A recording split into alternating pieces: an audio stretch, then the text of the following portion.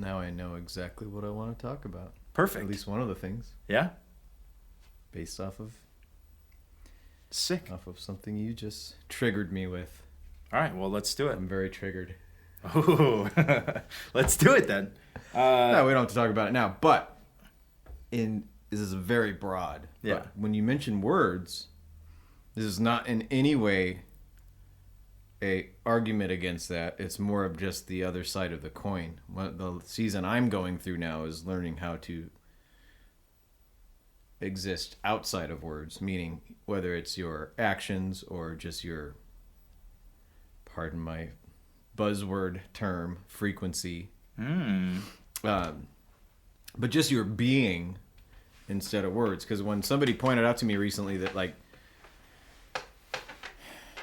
that love and frequency and all these vibrations don't speak English, is what somebody said, which is very fascinating. It's not, we're so stuck in like our own language, but it's really challenged me to have more time in quiet and stillness, and that a lot of truth doesn't have to have words behind it. That being said, it's not even an argument with what you said. It's just the other side of that proverbial coin. That's just okay. like night and day kind of a thing. Yeah, I'm here for it. Obviously, words are important, duh.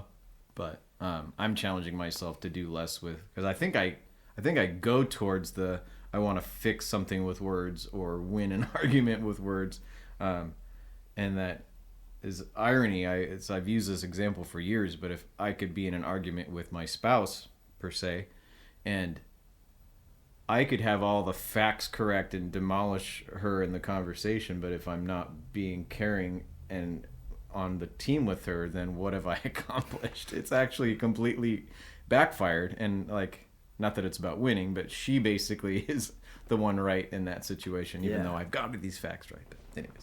Yeah. So what does more time in silence look like for you?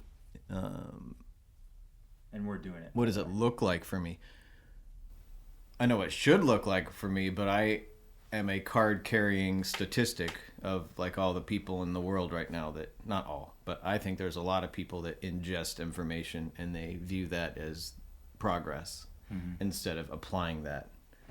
So if I could find a bunch of, not necessarily self-help, I think we've all evolved past like the typical self-help in the sense of like motivational speakers. 7 habits of an effective whatever. But as I'm finding things that resonate with me, it's really easy to just ingest a bunch of that information and feel like I did something before I even ponder doing it. So that being said, I think I lack the discipline in being quiet and alone. I can be alone, but I can be distracted is the problem. Yeah, like loud and alone. Yes. So if I spent more time either in nature or away from any... The other catch is funny because I like to razzle people about phones because I don't have one. It's easy to say, oh, you guys are on your phones all the time. But I'm always on some form of a device, even if it's not a phone. Yeah.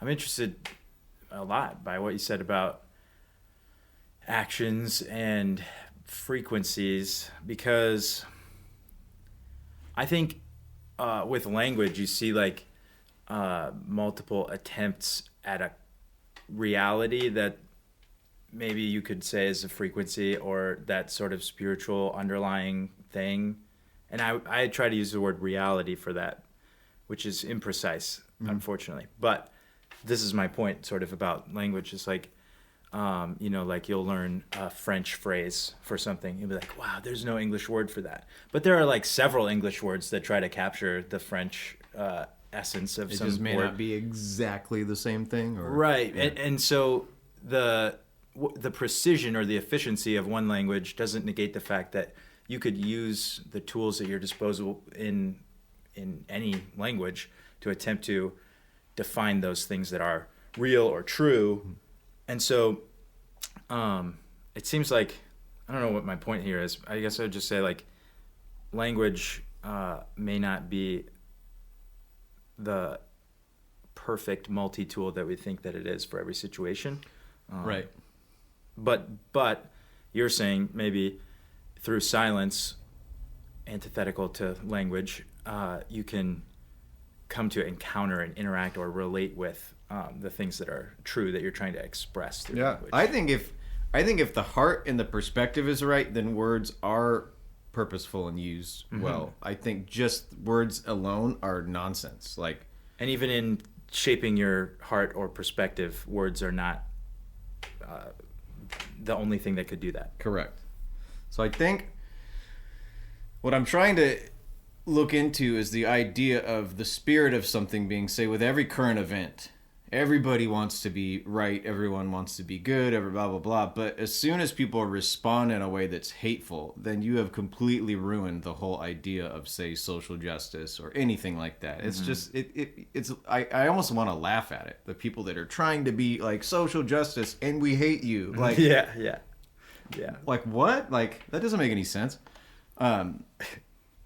But it's so easy for us to just say things and agree with things or believe things or have convictions, but what you're doing in your heart and your mind and your spirit is not even close to that at all. Like, and I know this, like the simplest early version of that in my life would be if someone said, "Oh, Christians are hypocritical." Like, which, sure, we're humans, we're all hypocritical, but it's far more complicated than that now. But I just want to spend more time being something instead of saying something.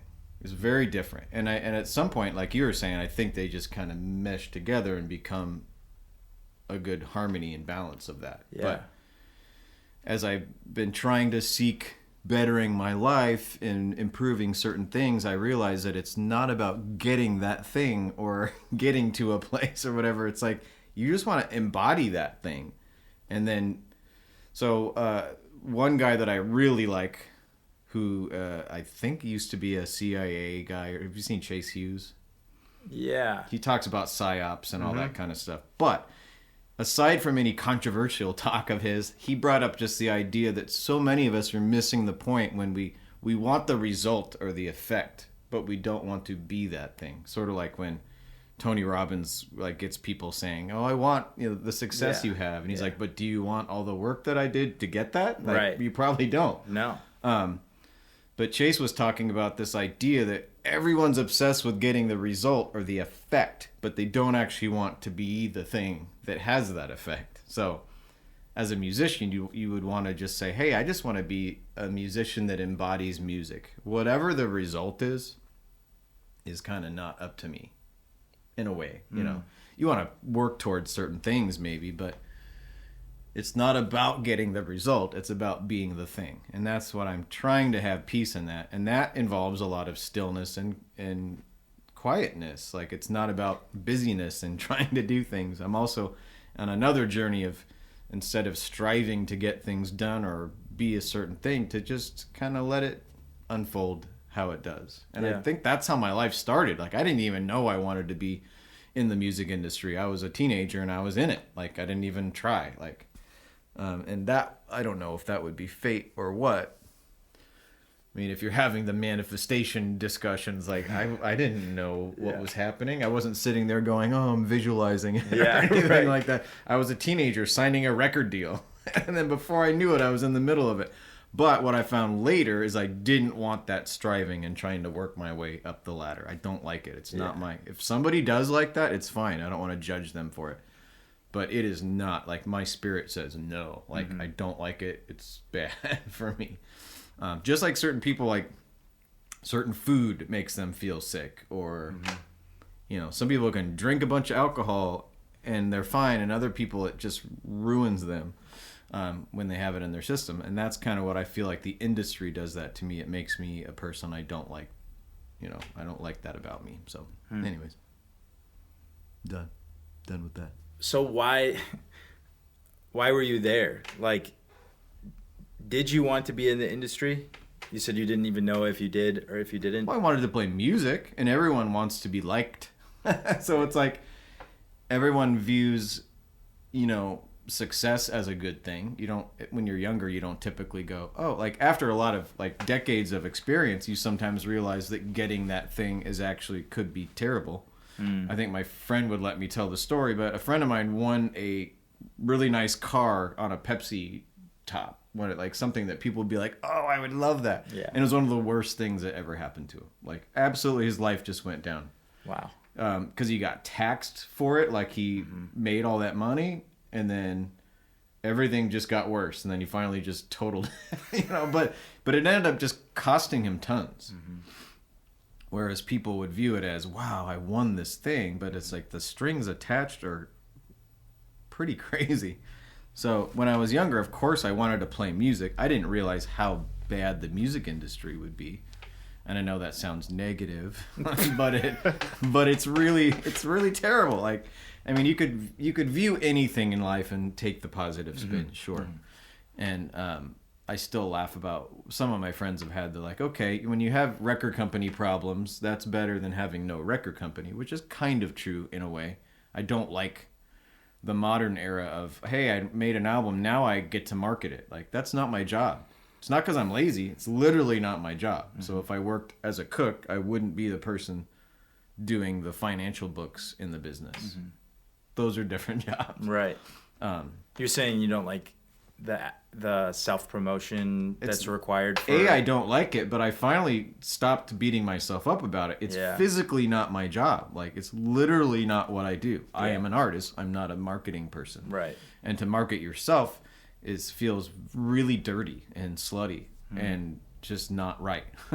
But you sit there and go, okay, I don't have an option. But that's one thing I did like about the era of record companies is they could at least, even though they were making money off you and often disrespectful and all these sorts of things, they were getting you out there. So if there was no record company, say with my band Poor Old Lou, we would have some albums that a few of our friends would really like. But now we're able to play a show recently in Nashville that people flew from around the world to come see. That it wouldn't have been an option without a record company marketing it.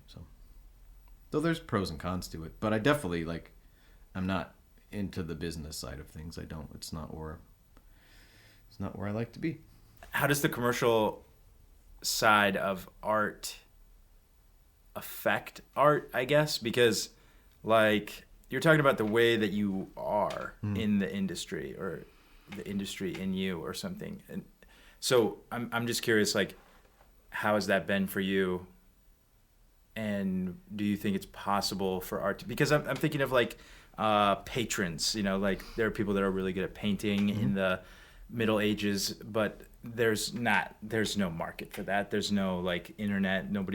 It doesn't matter who you market to. Nobody's going to be able to pay 15,000 billion shillings or whatever. And so for that exquisite piece of art. Right. Yeah. Because they're going to die if they don't eat food. And so the market was people with excess wealth sort of sustaining people that could see the world, feel the world, and capture it in some way. Well, I would love that to be more a realistic thing in my life. But I guess to a degree that has happened. I have had a handful of friends that would buy music or book time or something because they had the ability to do so. But I do think the market in general is very confusing to me because at times there's so many things you have to do in order to hustle to get by that would not be what you would have done naturally as an artist. Meaning, and you could have a different spin on what you were asking, but the first thought for me is like, I have a lot of students, like drum and guitar students, and I don't necessarily hate it, but it's not what I do really, but it's because I gotta hustle to make sure that this place stays open. And there's constantly projects I'm doing that I don't feel like I can put my heart into because this is not really.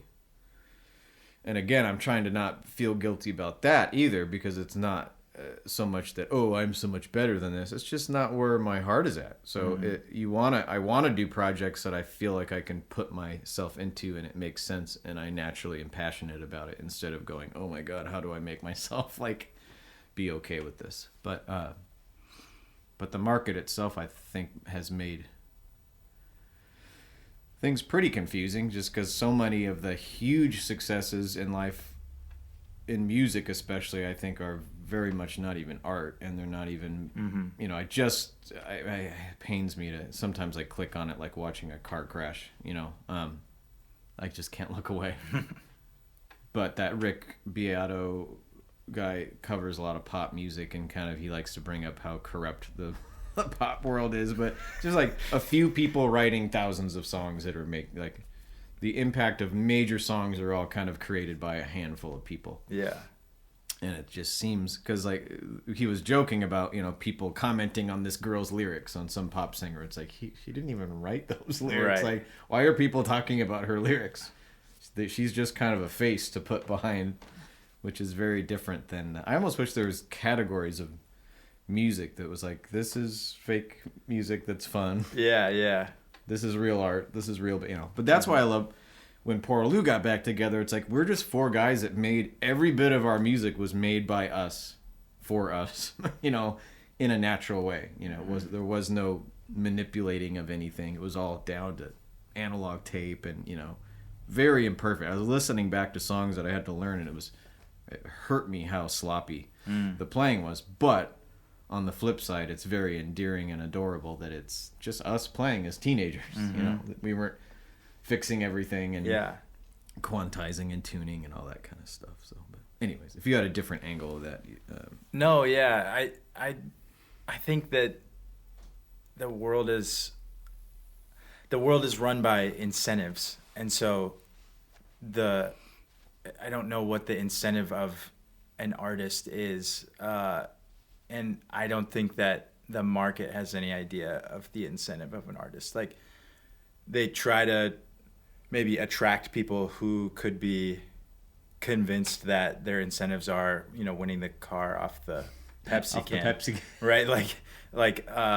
We have lots of stuff, and you have lots of value. You're right. Well, and that going back to our conversation about how evil rock and roll is, I mean, maybe the incentive for most people is just to feel famous and to get laid or what. I mean, I have no idea what people would feel cool being in a band. Obviously, the real artist just has an obsession and compulsion to create, for better or for worse, that just doesn't stop. And that's the same thing. I've had this conversation with like 100 different people about, we make music.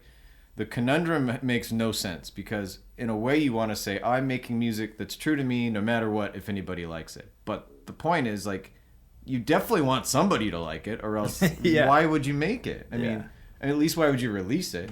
If you truly just did it for yourself, then record them in here and keep them in here. Like, right. So if you're releasing the music, part of you wants someone to like it, but then also part of you wants just the people that get it to like, not just like fair weathered fans or people that like trends, people that just love it. And that's what I'm going to probably keep going back to these shows, but the fact that 30 years later people have been moved, like their life has been changed from this band. Like, it has made a ripple effect on their life. Their children are there. Like, it's crazy, like that music made such an impact. Whereas a lot of music, you could say, oh, okay, I like to listen to Party in the USA for like a month until I hated it. Yeah. You're not going to go 30 years later and be like, oh my God, I want to go see her play a show. Like, right. Probably not. Not these days. Yeah. So the incentive is confusing though, because, and for me, I never wanted to make money for the sake of money. I want to be able to have money so that I can keep feeding my family and, maybe occasionally getting a snare drum. But it's not for like wealth. Like, I want to make $500,000 this year. It's like, right. That's not the incentive by any means. I get tired of, scraping by and not knowing how I'm going to pay bills. That gets really old. But still living off those COVID checks. That's pretty good. Stretching the stimulus checks. Yeah. Those will last me for another 20 years. Actually, somebody said there was some extra check that came from taxes this year, but I didn't get it. I haven't gotten it yet. Not yet. It's on its way. It's coming. Yeah. It was less than the Ronald cost Reagan of the said, stamp. always be worried if they say, we're here from the government, we're here to help. Yeah. From the government. But yeah, I don't know. Like, that's a good contemporary reference. Speaking of contemporary, how old were you when you started Poor Old Lou? Like the beginning of it, not necessarily signing the record. Kindergarten. Yeah? It's you and your brother, right? Well, we were just trying to talk through the timeline on this last trip. It was, I mean, I really started gigging at 14, and I'm talking like not. I went straight to it, and what makes me laugh is like I'm getting to the point with my life now. I don't like to go down to the post office or be at the grocery store. I mean, I don't mind. I don't hate it. I'm not like freaked out about it, but the thought of doing anything, going to a meeting or doing this is just stresses me out. And I was 14, like going to playing clubs, like playing like not just like house parties or school events, like the clubs that are in like Singles movie from that Seattle movie, like real deal clubs, real gigs with hundreds of people, which now is just not a thing. Like you can't play gigs like that anymore. But it's not to brag or anything. It's just so bizarre that my little self was just like, "Oh, just show up and play music." I didn't think anything of it.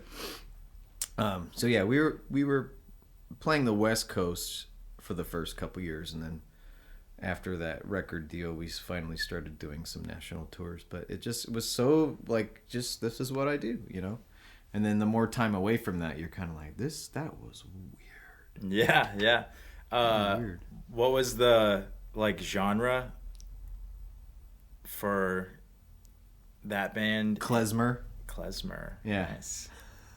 Can you define that for people that Fiddler don't know? on the Roof? Have you seen Fiddler on the Roof? Yeah. Okay. I'm familiar. I have actually looked up Klezmer before, and maybe I need to get more familiar with it, but it's funny how like every song sounds the exact same. It's adorable. Poraloo was 90s alternative rock. We were from Seattle, but we were definitely not a grunge band. We've never been accused of being a grunge band. That's not true. Discogs.com has you down. Well, that's exactly it. That kind of like punk rock. But yeah, our influences were more psychedelic, like Brit rock. Yeah, like either not really new wave. I guess after new wave is when like the stuff like Echo and the Bunnymen and The Cure and REM and U2, like those are our early influences, and then it got to be a little bit wackier, but pretty diverse actually. With the thing I liked about those albums is it didn't feel like some bands that I even love have like the kind of same formula, but song to song, you just be like, "Whoa, this is the same band." Yeah, It's like pretty wild, but yeah, I really love that in an artist. I guess it's like impressive technically to have like sort of range, but also the freedom to just like say, "Hey, I think this sounds pretty cool," and this is what It's freedom, but I think it's also just confidence. Like if you know yourself well enough, and I've struggled with that a little bit, just sitting in here, I have no sense of the world. I just am making music by myself. Yeah. And I could do an acoustic instrumental song or a freaking rap song or an industrial song or something heavy. Like, and it's not like I'm trying to fit into genres, but I'm just like, this is what I feel like doing. But I think that's what the band, especially with the third project we did, was an EP that we didn't write any music for. We just went into the studio and said, "Here's an album." And the first song sounds like a 60s pop song, and then you've got this kind of dark, melancholy, sad song, and then it just kind of goes whatever we felt like in the moment, But I know a lot of people have a formula they have to keep to, and this is another part of the industry that really was. You could take it as amusing, but to me it just felt like it was sad. It broke my heart that like bands would come together and the label would say, "Hey, we need 2 songs for this radio, 2 songs for hard rock, 2 songs for contemporary, 2 songs for worship," and then it's all formula. It's a product. It's not a band. I mean they show themselves as a band, but it's literally a product. And it's one thing if people accept that and say, "This is what I do," but it felt kind of off-putting to me, I guess. Have you seen the movie Inside Llewyn Davis? No. It's a good one. No. I think you'd like it. Coen Brothers. Yeah.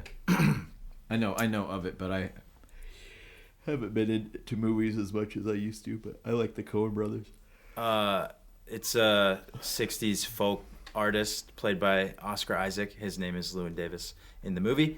And he is struggling, couch surfing in New York. His ex-girlfriend hates him, and he stays at her house quite a bit throughout the movie. And she and her current boyfriend are in the industry, and the what I was thinking of is there's this scene where Adam Driver, Kylo Ren, he his name is Matt.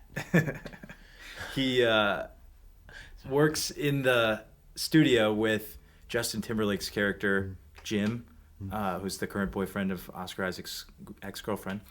And they invite the guy to play guitar on it, and he's like playing it, trying to get the lyrics down to sing backup, and he's like, "Who wrote this?" And the guy that's in the industry is like, I did. I wrote it. And it's just a cash grab song that's like seemingly anti-government or something like that, a little hippie, whatever the vibe was at the time. But it has no soul. It has no heart. And it's just filler kind of lyrics to get by. And yeah, and the whole movie is so, I love it. It's excellent. I think I identify with the themes of it, that he can't do anything right by the industry standards or by their incentives. So he can't align himself with their incentives, and so everything falls through for him. He takes like a pilgrimage to Elvis's club in Chicago, the Gates of Horn, and it's a long drive to get there, and he plays an excellent song, like so moving, so deep, so spiritual. And the promoter says, "I don't see a lot of money here. That's it." And he's like, "Is that it? Okay, thanks." And that's kind of like all that system has to offer him. And yet he has so much beautiful talent and perspective and authenticity and all those things, and maybe those words are like trite and useless and who cares and whatever, but I genuinely think that that's what connects to people. And so it's so strange that there is an industry built off what I would say doesn't connect to people. Or maybe it's like, just sorry, maybe it's that it doesn't move people. So there's, maybe we're dancing around the fact that there is a deeper level of like morality, I want to say, like easy to sell, but then like stuff that actually like moves people separately, like two different. Yeah, and then towards what ends, right? Because like the stupid songs move people, and they're happy, finger quotes. They're at least entertained. Well, that's been a conversation for years for me. Is like so when the industry says that we think this would sell, it's a chicken before the egg thing. It's like, do people decide what they want, or does the industry say this is what you should want? Because you're right, there's certain artists that defy all of the stipulations or guidelines, that people just sense genuineness in them and they love it. And then there's people that do stuff just on purpose to be commercial, and then it gets a different demographic. But if they're just saying this is what people love because we say so, then couldn't they just say anything? Like, right. For instance, folk eventually made it to the mainstream, which my childhood was all about making fun of folk. Like we just folk singers, it was funny to make fun of in the time of heavy metal and alternative rock.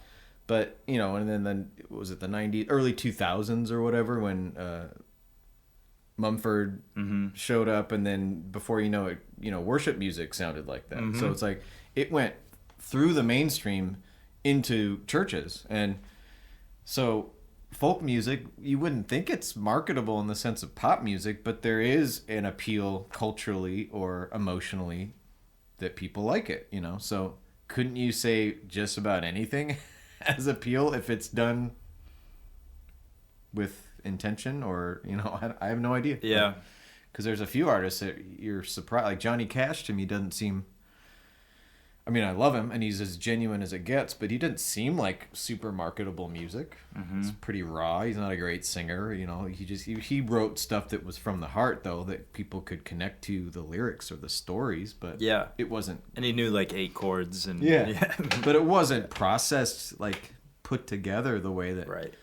I don't know. That's a different era, obviously. So if he were to come out now, I'm sure people would just be like, "What is that?" You know. Right.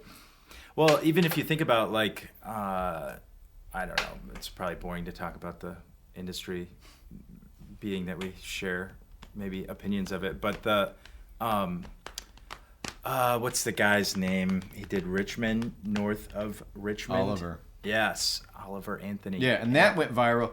So, and that's pure heart. Right. Like, there's nothing pop about it. I mean, No. I guess it's catchy in the sense that it feels emotional, but it's not a song that was structured like a pop song. But that song just went, poof, and it was also just a time where people wanted something different and this and that. But again, that, and then there's a whole group of people that would just shut it down because it's right wing or whatever, Right. which I just think is, wow, what have we come to with music? Yeah. It used to be now the counterculture is, you know, back in the day. My favorite quote, though, which I feel like he's the most, like, absolutely qualified human being on the planet to talk about culture this way, is Johnny Rotten from the Sex Pistols. Basically said, now the right are the rebels. Like, before it was like, you know, it was edgy to be, you know, progressive or whatever, and he's like, it's switched now. Like, it doesn't matter what you think about politics per se. It's like, now the people that are the rebels that are speaking out against being counterculture are the people centered right, which is just hilarious that he would say that, like, with no with no question whatsoever. Like, Yeah. not like, I'm not sure, like, yeah, this has happened, like, Yeah. accept it. And that's why I think Oliver was so funny to me, is like, he's punk rock, but he's just this Virginia boy, you know, Yeah, like yeah. singing about whatever. But who'd have thunk that it would get to that point? But the sad thing for me is people in the music industry immediately would criticize it because it does not fit in with their ideology of, you know, progressivism, which makes me sad because a lot of people I used to look up to that were pretty edgy in that sense have kind of just fallen prey to that. Yeah. Just the machine, I guess. I don't know how to describe it. There's a guy, like, his name's John Vervaeke, and he talks about the way that our culture tries to smooth everything. Like, if you think about the design of an iPhone compared to, like, a river or something, there's, like, jagged edges and rocks and freaking... Want everything to just be... just perfectly smooth. And the interesting thing is, like, it's graspability. And so that's like he's a cognitive scientist, so he's talking in terms of like your brain thinking, I can pick that up. And so there's that like, it's not a threat. right, yes, and it is not in a physical sense, but definitely in a cognitive, psychological, spiritual sense. Phones have done their worst, and maybe their best, which that's not an endorsement, I would say. But so I think that is the same for any industry, right? Because like I just brought up the Coen brothers, and somehow they're profitable and connected in the industry, but like I would argue their like goofiness and Yeah, it's very quirky, and it wouldn't seem like Hollywood would like something like that. But right, but like, people do. Oh People Brother, do. Where Art Thou was like just a mind-blowingly incredible movie. Yeah. That you would think, or let's take Napoleon Dynamite for instance, with what's their faces, Mike White.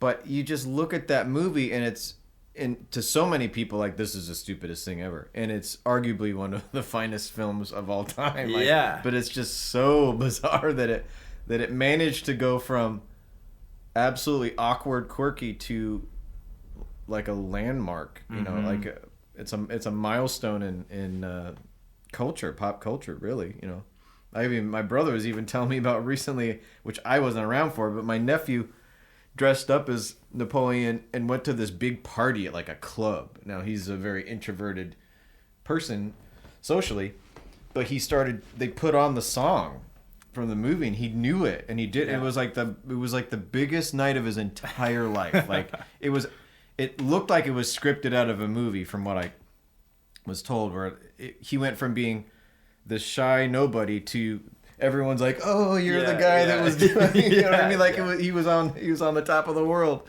and then now Aaron was saying that Halloween is just disappointing for him now, because every year it's just like not as good as that. Anyways, He peaked. Fun little tangent. Yeah. I think a lot of people in that movie peaked in that movie too. Yeah, it's so interesting. Because because you're never gonna do something like Kyle. Is it Kyle? Was his brother Kyle?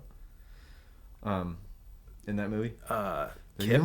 Kip. Sorry, yeah. Kip. Kyle's our other favorite comedian. But Kip. Kinane. Kyle Kinane. Kyle that used to be on SNL, that does all the awkward skits, all the weird interviews and stuff. Yeah. But no, Kip, that whole like your mom went to college or what it goes on. Yeah. Like that.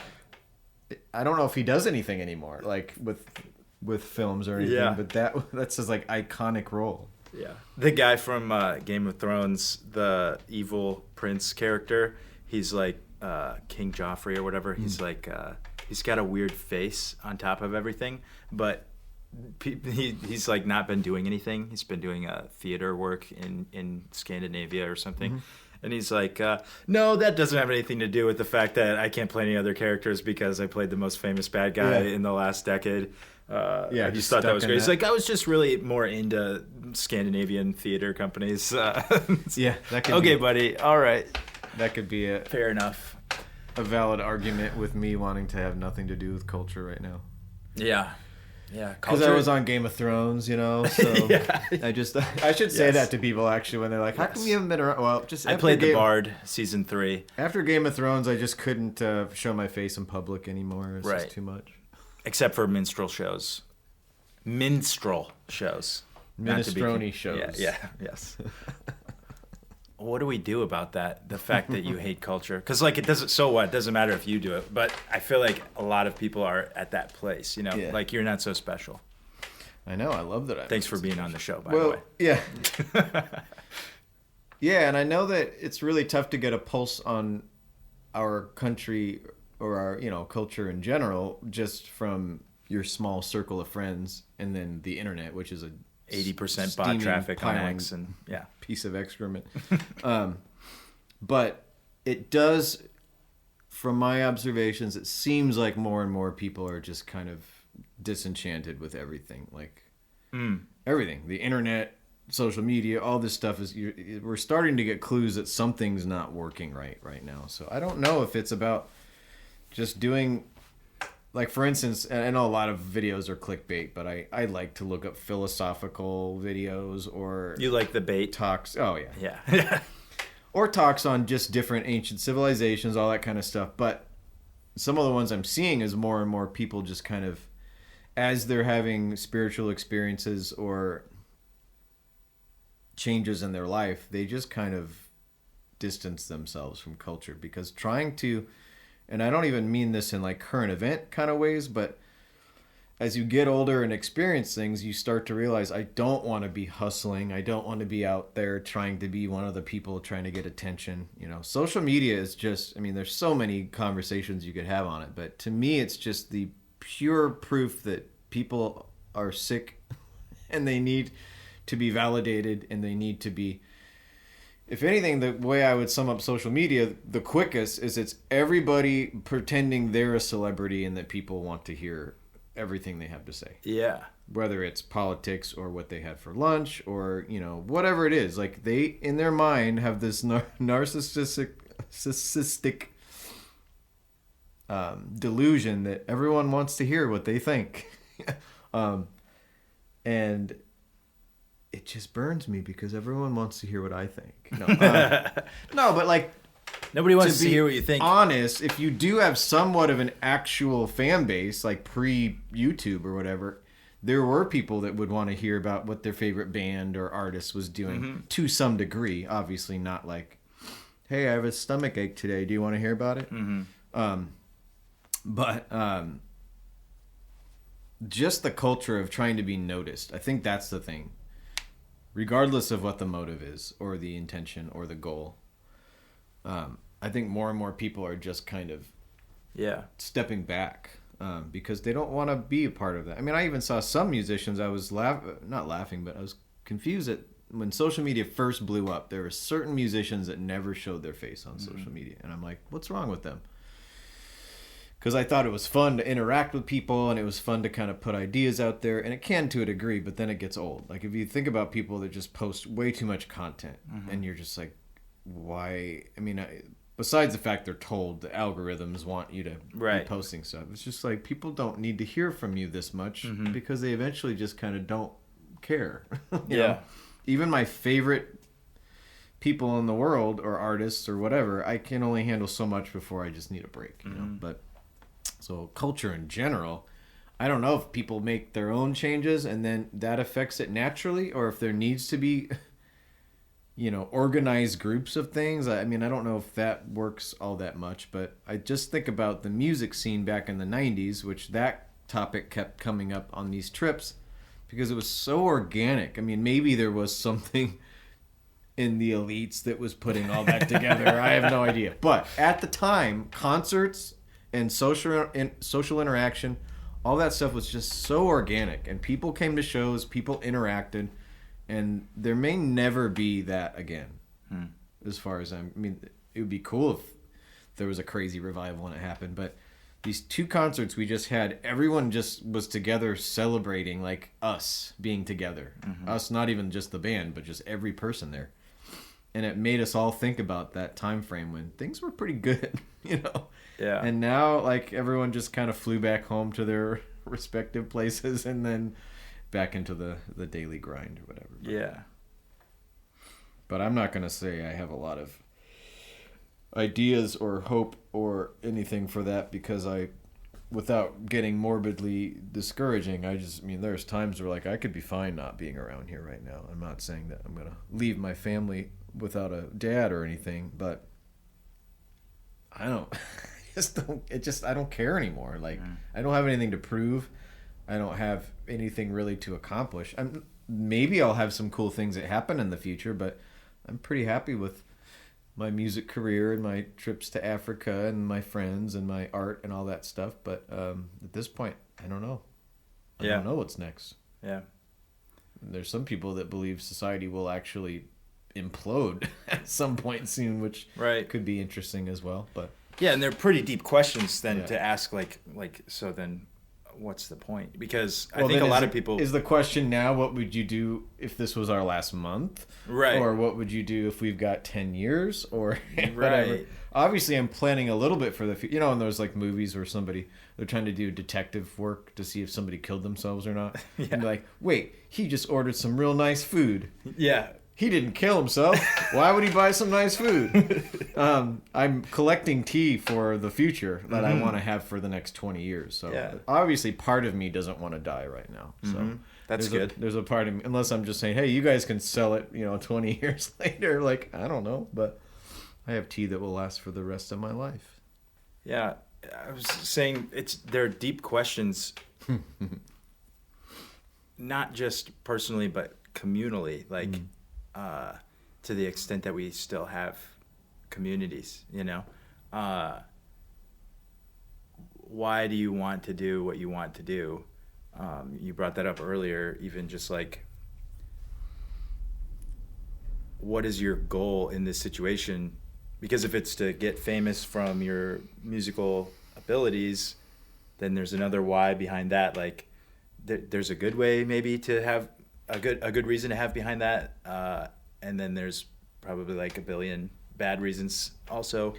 And I don't want to be noticed. I mean, I definitely want some stability for my family and friends around me, but other than that, there's no motive that I have for getting right at this point.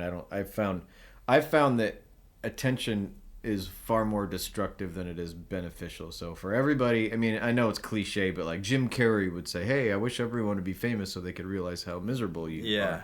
But every bit of success I've had in my life has been coupled with something destructive. And maybe if you're like completely spiritually centered and perfectly healthy, then maybe you're fine with it. But I knew even going into these 2 concerts that it was going to be a struggle for me because I've spent the last 5 years detaching myself further and further from that mic cable, from the music industry. Like I don't, not out of like anger necessarily, but like I don't want to be known for that. I don't want that to be my identity. Like, so the further I got from it, the more I felt kind of good. And then these shows come up, which are arguably the most important shows in this century for me. Granted, the century is only 25 years into it. Yeah, but still, the most important shows I've had in decades. And I had to go there not with the, what am I going to get out of this? It's just like, I'm going to be here. I felt like I was looking from the outside in most of the time because I wasn't there to hustle, to get more work, to anything like that, or to even prove myself because people already love the music. I definitely didn't want to disappoint people, but didn't do that. So I'm happy about that. Well done. Well done. You are not a disappointment. But yeah, those are huge questions because it brings the next question, like you're mentioning community. It's like I've had these thoughts even literally today. It's important that each person is healthy before they become a healthy part of a community. So it's sort of the dumb example is on an airplane where they say, put your mask on before not talking about the other mask, but you know what I'm saying though. You have to be breathing before you help your child to be breathing. So I think a lot of people put the cart before the horse in the sense where they want to straighten out other people before they deal with them themselves or whatever, try to fix other people's problems while they have calling pot black. Can't do that anymore. Calling the kettle black. But you know what I'm saying. So that gets into an interesting conundrum. And again, maybe things just unfold naturally and humans should just stop getting out of the business of being in control of things because that was everything. Go ahead and write me off for the COVID discussion, but everything that happened during COVID was man saying they were going to do God's job in getting rid of a virus. It just made me laugh the whole time. Like, to be fair, they did make it, right? So man said, I'm going to do God's job in making a virus. It first. Yeah. Good point. But you know what I mean? Like, so a virus happens and they're like, well, we're going to take care of it instead of letting God do it God's way. And that's so much of what we're doing with all of the transhumanism and technology is like, we want to be on top. We want to be in control of things. I literally have heard people in the vaccine industry, I'm not talking about anti-vaxxers, industry vaccine people straight up saying that their goal is to get our natural immune system to be replaced by a synthetic one. Like, that is their goal. Obviously, because it's patentable and profitable. But a normal human would say that's absolutely insane. Yeah. But it's become normalized so much. You're like, oh, yeah, sure. And some people will probably be like, yeah, I trust you. I want that. Yeah, you know? Right. But I'm just of the old school persuasion that no, like, we have been made a certain way. Human beings are good. Yeah. Have you seen that Peter Thiel clip? It's kind of a little bit out of context, but it's pretty funny. The guy's like interviewing him, and he says, would it be bad if humanity was replaced by some form of AI technology? And he goes, yeah, just kind of like, wait, hold on. He's like, that should be a pretty easy answer. Would it be bad if humanity was... And some people would be like, I don't know, like, maybe not. Well, because some people literally have been, there's indoctrination books that go back 100 years that they want people to think that humanity is a curse for this planet. Almost like climate change is more of an issue than humans are. Yeah, the society of Rome. Kind of ass backwards if you think about it. I know that they can try to have intentions look good in ways, but there's a very strong push for, like, we want to demonize people at the expense of, you know, the climate. Who's we? We, whoever we are. They, we, not we. Yeah. We. Bonjour. But again, I still wish people could just have conversations without having this, you know, defensive perspective that my way has to be right and your way has to be wrong. Just bring things up and see what happens. And what I was saying earlier is that it made me think of Wu Wei, which is it's a very tea culture Taoist type thing. Is the effortless action, like the water moves where it moves and doesn't get stressed out about it. Mm-hmm. And that's what I'm thinking about in the healing process with people trying to heal themselves or get in a good place, and then that will naturally have an impact on things around them, instead of trying to be like, I need to micromanage, everything in this community and this and that, which again, like, this is a sensitive topic for people with all the immigration and the cultures and the appropriation and all that. But the whole, like, we got to change names of all the school teams because they are Native American, like, it's so weird when you really think about it, because from a dogmatic, like, progressive perspective, it's like, yes, we have to make sure we're sensitive and blah blah blah, but the other side could be like, hey, you're removing all the Native American things and now we have nothing to even see from them, like, right. And our community here had the Braves, and that is something that we proudly, so what I laugh about is teams name things so that they can cheer, like, they are proud of their team. They're not naming a team out of sarcasm and poking fun at a culture. Yeah. Like, it's an icon, literal icon. You're representing our people. Like, yeah. It's not like a joke, like, ha ha ha. Yeah. So the Cleveland Indians, like, I try to look that up, and it's like, they're trying to celebrate the first Native American in the Major League Baseball, like something to that effect. Right.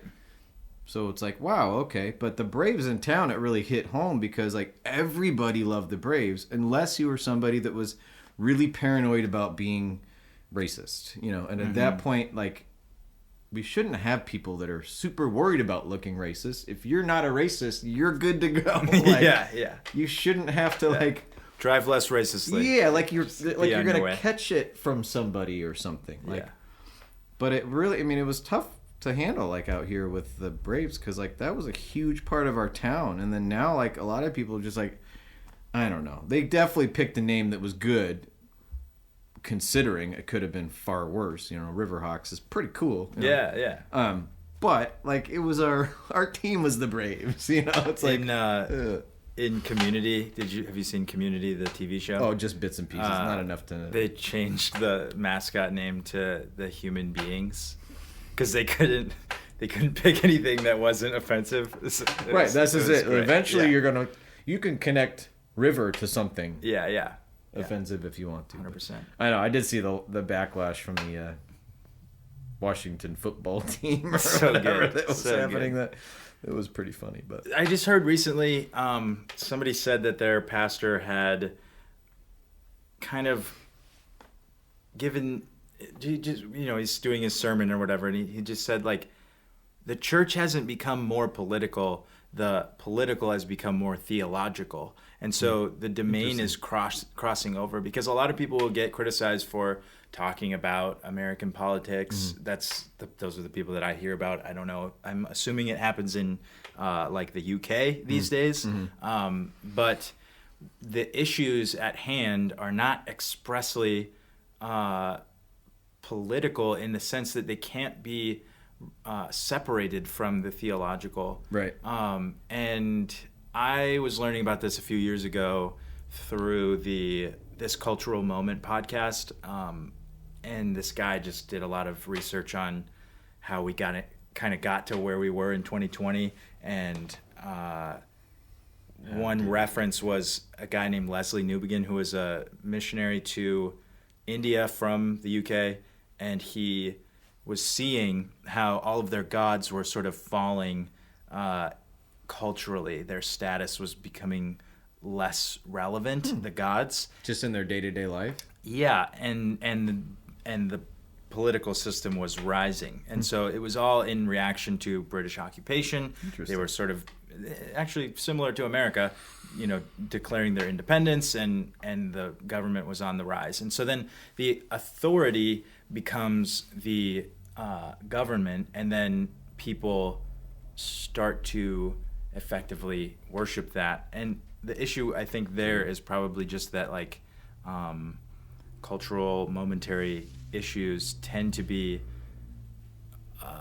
a very localized and imperfect perspective. Like you don't take in the scope of You only get like the a world. sliver of how it affects you Yeah. personally. Yeah. I mean, even and now we have the acceleration of the internet, so it's like every issue becomes the top issue for the day. Something that's trending is something that's important, and so you have people talk about things getting memory hold. I think that's sort of like we assign intention to that, like. Oh, you don't even remember that Trump got shot during the election process, like because there were 85 other inane things that got piled on top of it. Yeah, because Chris Rock got slapped by Will Smith. Yeah, he did appropriately. You should always slap people for saying stuff. Sometimes my biggest problem in life is literally not one of the actual current events, is the fact that I'm so overloaded by things. Like I will like shut down for part of a day, and not even like serious things. I'll just hear multiple people's phones and videos and ads, and my whole just like neurological system just kind of shuts down because there's too much. Yeah, we we shouldn't know everyone's opinions of like some random person, some chick in Georgia, some guy in wherever, Portugal.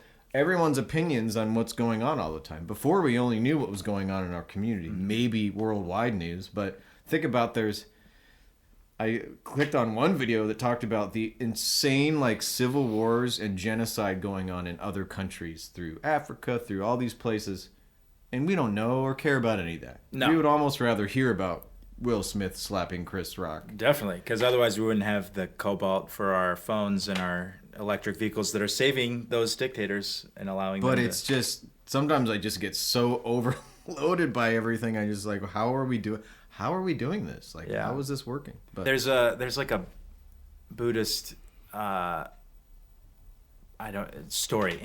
let's say, of Anakin, a guy that's trying to like meditate, and he can't do it good, and so the teacher's like, hold on, let me show you something, and he pulls out like a bowl of water, and he just like drips water into it, and the drops are causing ripples, and you can't see the reflection, and then he stops, and they wait, and then it's a still surface, and then you could see your reflection. And I think that I just saw this today, actually. There's something in John 14 that Bonhoeffer was teaching on about the Holy Spirit teaching us and reminding us. And he was saying that... Is it two different functions? Yeah, he's saying that one without the other leads to the sort of polarizing that we suffer. So teaching is new information, learning, it's a current reminding is development, reinforcing it. and reminding is reinforcing what's true. And so if you're only reminding, you're dead in tradition. And if you're only teaching or learning, you're like overgrowing, sort of like in that's a me talking about people that are just ingesting information and not doing it. You're just getting overweight from it and not going out and doing the exercise. Yeah, and so tradition is an interesting thing because, like, in our country we have the conservatives and the liberals, and I would say those are sort of dispositionally the tendencies. The liberals are like, well, have you heard about the Inuit population? They don't like to be called that anymore. And like, you know, whether or not people care, they're trying to do something about, you know, an injustice, and they're moving towards that in an effort to move a slow-moving traditional system towards incorporating all perspectives. But then the tradition is also like good, and they're doing their best to maintain these things. So conservatives are constantly trying to maintain, like, hold the line, right? And even back to Johnny Rotten, like the way that conservatives have just been dragged 1 inch at a time to the point where society, which conservatives are currently a part of, is now no longer... The traditions are no longer something that conservatives want to conserve. You know, there are some like neocon people that have gotten duped, but the majority of people are... They're saying like, well, I think we should maybe go back to like 2,000 years ago, and it's like, what? Why? You know, that we didn't have toilets and we didn't have phones, or we didn't have. Maybe we did before that though. There's a time in between we didn't, but I'm pretty sure. Oh yeah. Go back to Tepe. Well, that's just it. Like I I tried so hard to be liberal, and the funny thing is this: if I get into this story, I laugh at it now, but there was a point when your dad and I had a conversation that got so effing awkward. 7 years ago, maybe, and I tried so hard in my life to not be conservative because I viewed it as such a bad thing. It was judgmental Christians, this and that. That's why I loved watching movies with swearing. I like drinking alcohol, like all these things that would keep me from being conservative. And then finally, years later, because we just got into a semantic, it wasn't even an argument. Your dad was like, "What do you mean?" Because I was trying to just nicely say, "You're more conservative than I am culturally." It was not a political thing at all because I didn't even know about politics back then. But he was like, "I don't know what you're talking about." I was just trying to say, like, I swear and you don't. That was about as simple as I was saying. Yeah. But at the time, I thought me and him were so different. And then now, like, years later, like, when all this stuff starts happening, like, I just don't want anything to do with the progressive idea of changing for the sake of... I know this is I'm oversimplifying a complicated subject, which I get it. But I see a lot of people just trying to be progressive for the sake of progression. Or whatever. And if I had to lean towards any way, it would just be like, I kind of like how things were. And I'm not saying I love when we were more racist and this and that. Right. Not what I'm saying. But there is a tradition to older cultures that was family-based, cultural-based. Like, it felt more organic. And it seems like people are trying too hard to be changing things these days. Now, why that conversation is complicated is because, of course, like, I'm obsessed with Africa. I've always been into other countries. I was actually the person back in the day when people said, "God bless America," I would get offended because I'm like, what about the other countries that I love? Like, so I kind of get both sides. But I just don't like forcing things. I don't like it being so polarized. Like, I don't even call myself a conservative, but based off of everything, like if someone was to, do an analysis on what I think and how I act and what I believe, they would literally call me a conservative. Yeah. But I sort of feel kind of mushed into both worlds. I've always said this my whole life. Like, I've always been far more, heathen than my church friends and way more churchy than my heathen friends. Yeah.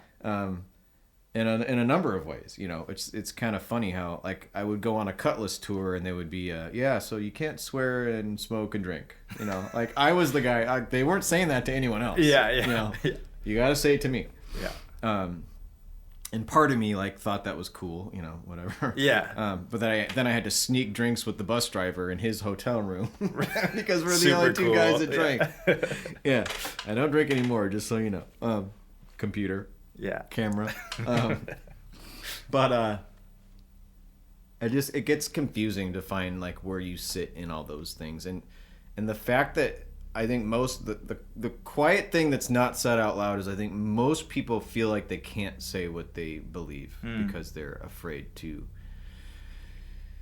ruffle feathers or offend somebody or this and that. And I still, to this day, it hit me a few years ago, the term PC is just so unbelievably offensive to me because it literally has only to do with leftist correctness. And it's not just political correctness. It's specifically referring to leftist type perspectives. It never comes in on the other side. That's where the counterculture comes into play. Yeah. Because I mean, people would make the argument that like 50 years ago, what was PC was like the other keeping side, women down or whatever. Yeah, you're right. It probably has flipped, but at the current time, anything that's PC is on the persuasion. And you're of the taking left, right? you're taking a big leap there to say political correctness, like as in we've all consorted with each other. Yeah, that's why it's so confusing.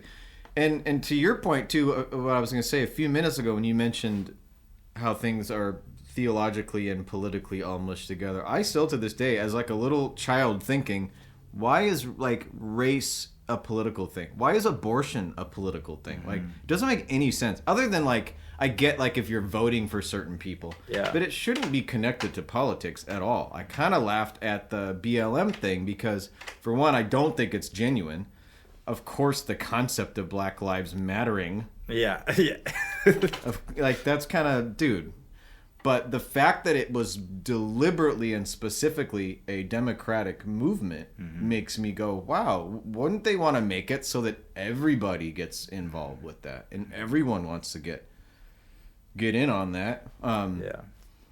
I know, looking back, we can kind of do it with a little bit more confidence because, I mean, if people didn't notice the news that it was a corrupt organization that embezzled tons of dollars, like, okay, it is what it is. And I've heard that some people have been blessed by it, so I'm not saying it's even all bad, but it really struck me as very strange that it was politically leaning. Yeah. If we're all for equality and for loving our neighbors and loving every type of person, which I also don't think races are a thing really, in the sense of, I think cultures are different, but I don't really think races are different, because you could have the skin color of someone from a, high-end rich area and they don't have anything in common with someone from another culture with the same skin color. But Yeah. I think, cultures have differences and countries have differences, but Yeah. how confusing it gets though to mix certain subjects with politics and then church or theology, and to this day I would 100% believe that a lot of political leanings are as much religions and cults as anything. They don't say that they're a religion or a cult, but everything about the behavior of it is the same sort of religious. Like, they get more passionate in their feelings than they do, kind of about the logic or whatever, but which is kind of fascinating to me. Yeah, I think that definitely has been a shift. I don't know the timeline, but just like politics. When I was growing up, I didn't know what anyone thought about politics. It was super boring. It was not an exciting thing. It didn't get people riled up or whatever. It was like what old boring people did. Right. Like, was not, it didn't come out so much in everyday culture, I guess, or everyday living, Yeah.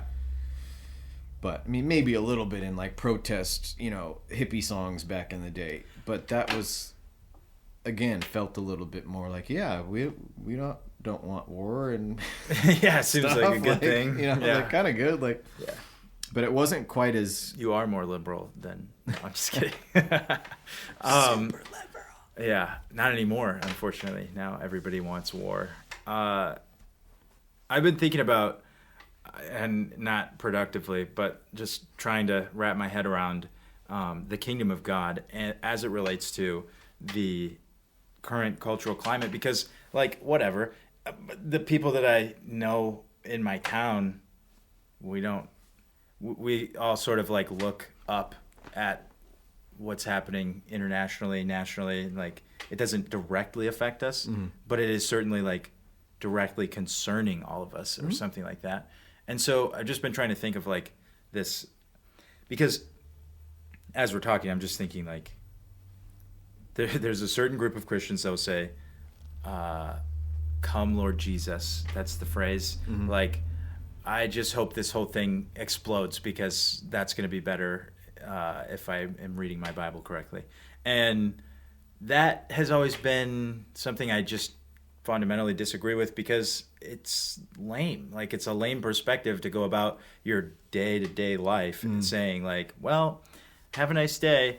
The whole world's going to blow up and you're probably going to get burnt by it. That's so weird. And it does feel very like, and like fatalistic, and then it sucks the motivation out of your life. Like, okay, well then that's nothing the same I do thing matters. that I said earlier that I was struggling with. It's just like, it looks so bad, and I'm not saying that I endorse this perspective, but sometimes you just go like, what are we doing? Like, why are we here at this point? So then I think that like, people will generalize and say the Christian perspective, which is like, I mean, there are billions of those. Yeah. And so that's hard to pin down. But let's say the things, not that we can agree on, but if to the extent that it's true, what the Bible says is pointing at the things that are valuable eternally, which is not just in perpetuity, right? It's not just continuing on, but it's like always been this way. These are the foundational things.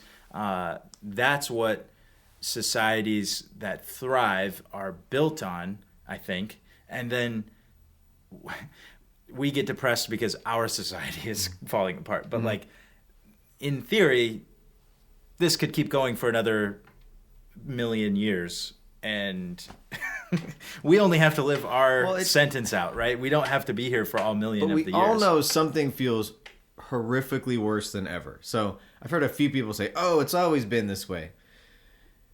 The principles are old school. Like, say, for instance, propaganda in the news and in governments and blah, blah, blah, blah. That's old tactics. Yeah. It looks crazier because it's coming through our phones now. Right. But they have been keeping news from people and rewriting history and brainwashing and manipulating people for thousands of years. That's old news. But the fact that it's getting so like bizarre and surreal with technology and everything feels fake, is why I think people are starting to lose it.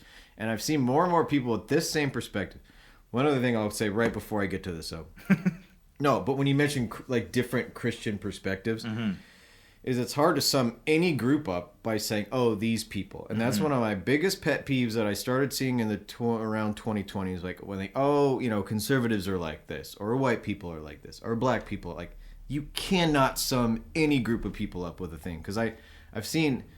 There are beautiful Christians that go help people and love people and they live their best life ever. Then there are people that are just, not genuine, blah, blah, blah. So every culture has that. Yeah. But people see certain parts and then just say that's whatever. I've been seeing this more than ever lately, though. Oh, like mega Christians. And how, like, that's how everyone is. Like, no, that's not how everyone... That's not even close. That might actually be a completely fringe, tiny group of them, while there's a lot of normal people out there. And I would... So thinking about, like, what people focus on and what they see, like, their reality is based off of what they see. And that's another fascinating, like, philosophical thing is, like, you can change in a heartbeat how you view reality based off of what you're thinking about, what you're looking at. I could be thinking about tea for a week straight, and I just think everything in life revolves around tea, while someone else is gaming. And that's something I've never done, and for all I care, it could never exist in the world ever, and I would be happy. But there are probably millions of people whose lives revolve around gaming, So isn't that... It makes the Bill of Rights. Like, yeah, we all must be allowed to game. But it's crazy how reality can be so incredibly different. Yeah. So I would go to Africa, do mission trips, whatever you want to call it. I don't even like to sum it up. What's your mission? Yeah, what's the mission? But I would be so enthralled with Africa that I would come home going like, how could you not care about Africa? How could you not care about the people in Uganda that I love? It's weird. But then you realize people have their own things, which is good in a lot of ways. So I'm trying to, in this day of current events and crazy stuff that's going on, you have to realize that if you're not paying attention to what someone else is, that's okay. They should have grace and mercy for you and vice versa. But there's so many pockets of things that people can be doing. Like if someone's into, education or homelessness, all these different things. Like we don't all have to have the same perspective on all these things. We can all do what we're called to do. And I honestly think that's what God wants from people is like, whatever your path, wherever it's going, the people that you meet on that path is who he wants you to be connected. You don't have to sit there and go, I researched some place that I've never heard of and then go help people there. Yeah. It's not to be like political. I'm just kidding. I think like one of the biggest issues in our time is like, let's put it in practical terms, protecting children from experimental medical surgeries, irreversible surgeries. This in a way? No, I'll say it. Just kidding. It's transgender ideology, but like practically, why do we care? Because I don't necessarily care what somebody like even next door is doing on their own adult time. Yeah. Go for it. Your Who bedroom cares? is your bedroom. Yeah. Knock yourself out. But then when you're talking about like you're spending a week on tea, which is almost an element in Eastern like mystical philosophy. Yeah. It's a requirement. It's definitely natural. Yeah. And someone else is spending all of their time on video games. Or your example of Uganda, you've spent a lot of time there. You have like personal connections with those people. So like, of course, like I don't even care about those people that you know specifically, right? Yeah. And so what I'm saying is like, I think you're absolutely right. I think that you are called to those things. Jordan Peterson is somebody that's fantastic. Fantastic, yes. And I love how people hate him so much. I know. Dude, that guy's incredible. How can you hate Jordan Peterson? Anyways, so his perspective on this is like, whatever calls to you is your responsibility. It's like your problem because it's a problem to you. Yep. And so when you have people like, maybe they would say like, I don't really care about much, but I really like to play video games.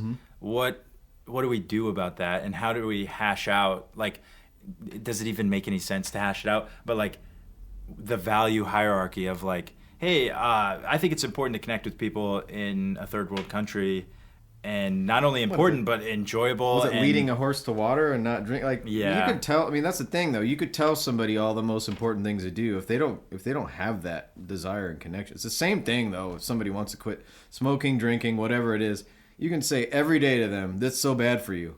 If they don't want to quit, they're not going to quit. Yeah. So if somebody doesn't want to do anything outside, to me, it's almost pointless to try to until they get an epiphany, and we're all like doing great and doing awful at the same time. Like I find myself making progress in areas, and then other areas just like I don't really care, like you know.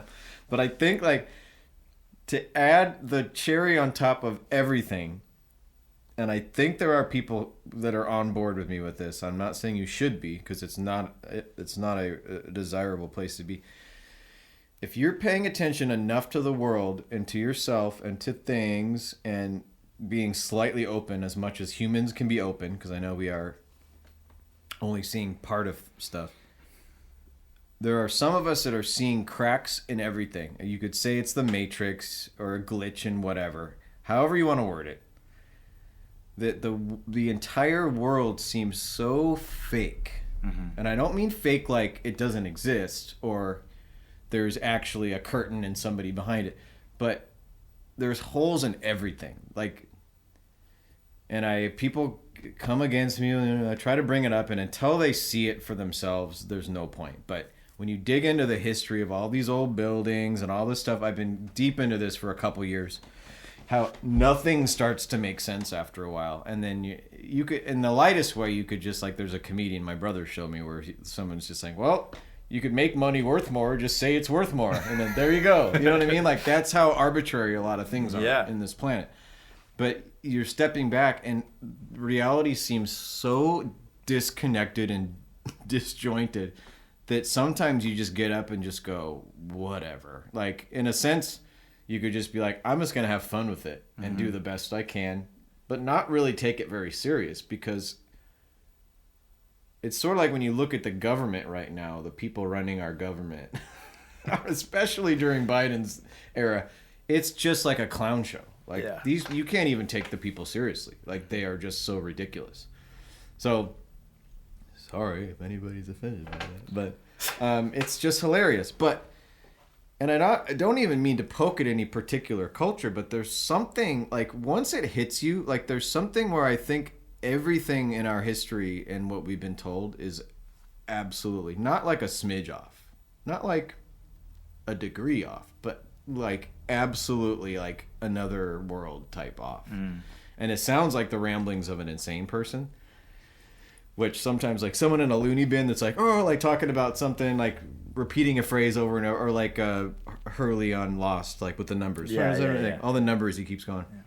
But I still think there's something to that something is not quite right in the world, and all the cultures like maybe used to have some understanding, and then everything just kind of went weird. It could be as simple as control and power and lust that made people want to keep truth from people. I have no idea.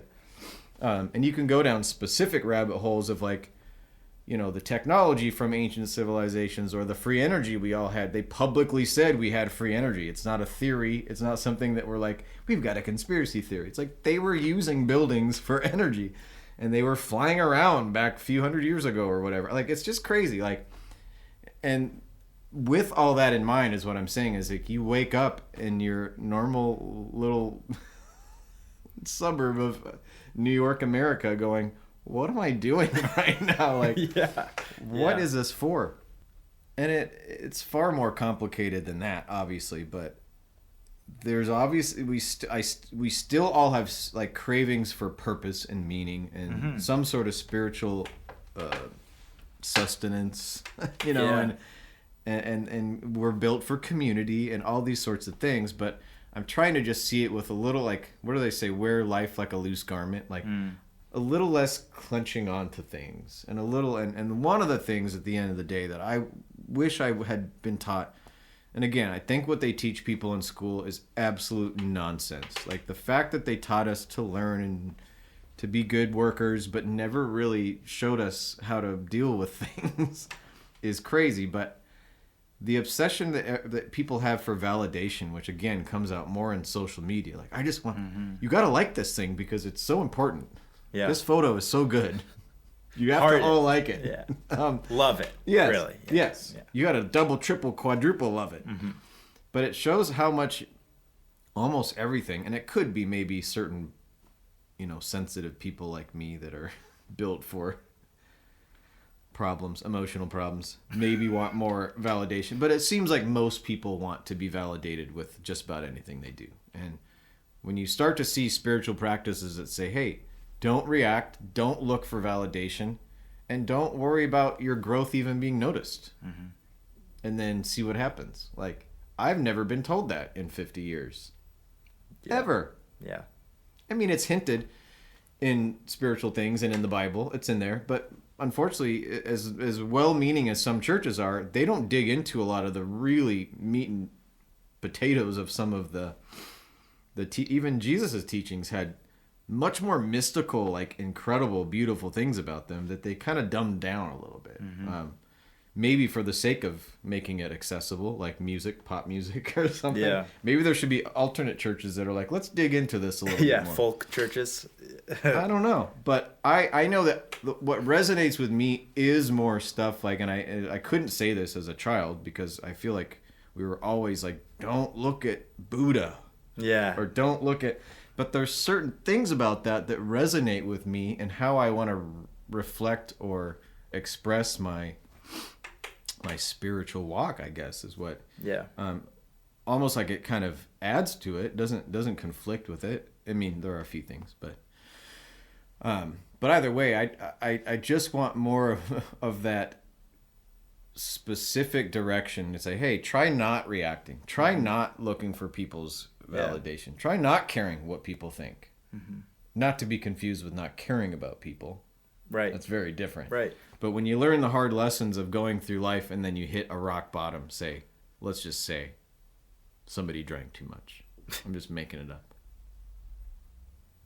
And no, but when you get defeated and broken to the point where you finally go, okay, it's not about how I look in front of people. It's not about... Yeah. And then God ends up being able to use some of your worst times of your life for some of the best things ever. When you could sit down with someone and say, and they're sitting there broken, wanting to die, and you could say, hey, I've had that feeling.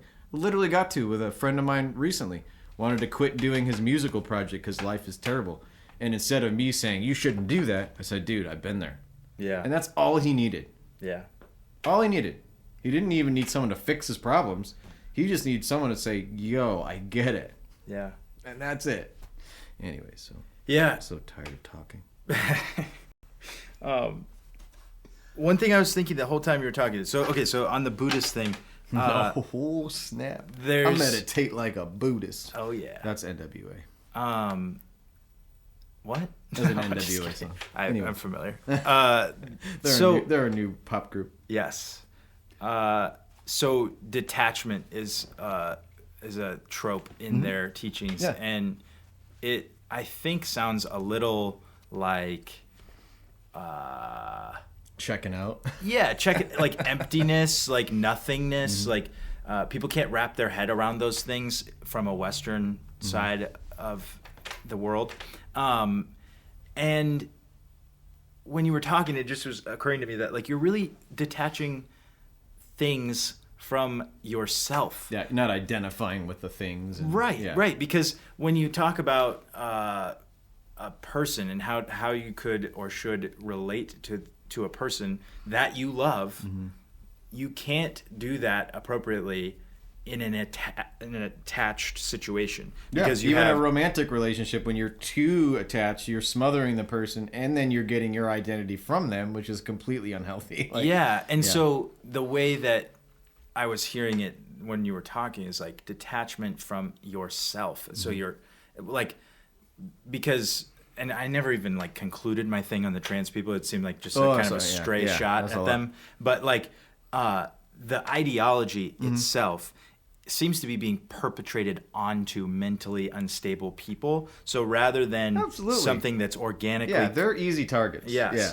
And so with that, which should be another side of social justice. Like, hey, let them choose for themselves instead of pushing that on them. Yeah. Like the same, you could have the same approach of social justice with the other from the other side. But yes, we live in like pretty much the middle of nowhere. Like it's not totally nowhere, but pretty much. And my niece has a transgender classmate in her it's 3,000 person far more common little public school, and it's just crazy to me because I don't know the family that this person is a kid of, living in, a part of, but I would guess that they get some accolades in the little community from the trying to be progressive people. Like, oh wow, so brave, so cool. Absolutely. Yeah. And in a way, it's natural. They want to, that tribe or community wants to support that. Yeah. Openness or whatever. But the problem I'm seeing is the whole wording that they switch around, like, healthcare. They make it sound so like nice. Yeah. Or affirm. What do they use the word? Affirmative. Yeah. Gender affirming surgeries. And it sounds so nice, but it's really like, how do you affirm something if anything, by cutting just it let away? somebody grow up and then make the decision themselves. Yeah. Like, you can't even get a tattoo at that age. Yeah. And so okay, Like, so anyways, but- more abstract and philosophical than that. Yes. Thank you. The person that is the subject of this ideology and then the subsequent medical procedures to whatever, they are reinforcing this idea that the world revolves around them. So not only are they attached themselves to this identity, they're like attached to themselves back to them. It's a loop of attachment. It is like a constant loop. And so this idea of becoming detached would be suicide. And they, coincidentally, I would say that's not the right word. They also have like extremely high rates of suicide in this community because it's so disillusioning. But they're marketing that as a solution. So it's one thing that it exists. Yeah. That's fine. We can't do anything about that. But we don't want to say, hey, guess what? If you're struggling, this is a solution. Yeah. No, it's not. It's not. And it is, and only half of the people would even take this argument or point. But it's basically saying, God effed up. Yep. And I'm going to fix that. Yep.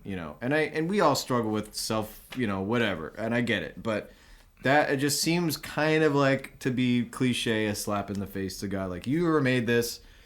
Why don't you kind of stick with it or whatever? But it could be a slap in the face to God, but also just like a pat on the back for yourself. Like, I'm doing everything right. Yep. So I don't know what God got wrong or what the world got wrong or what everybody else got wrong, but I'm the one point of truth in the universe. But your point just brought up another. I need to make better notes. When I get ideas, I'm not always by something to write it down. But I firmly believe that I've never been by a phone.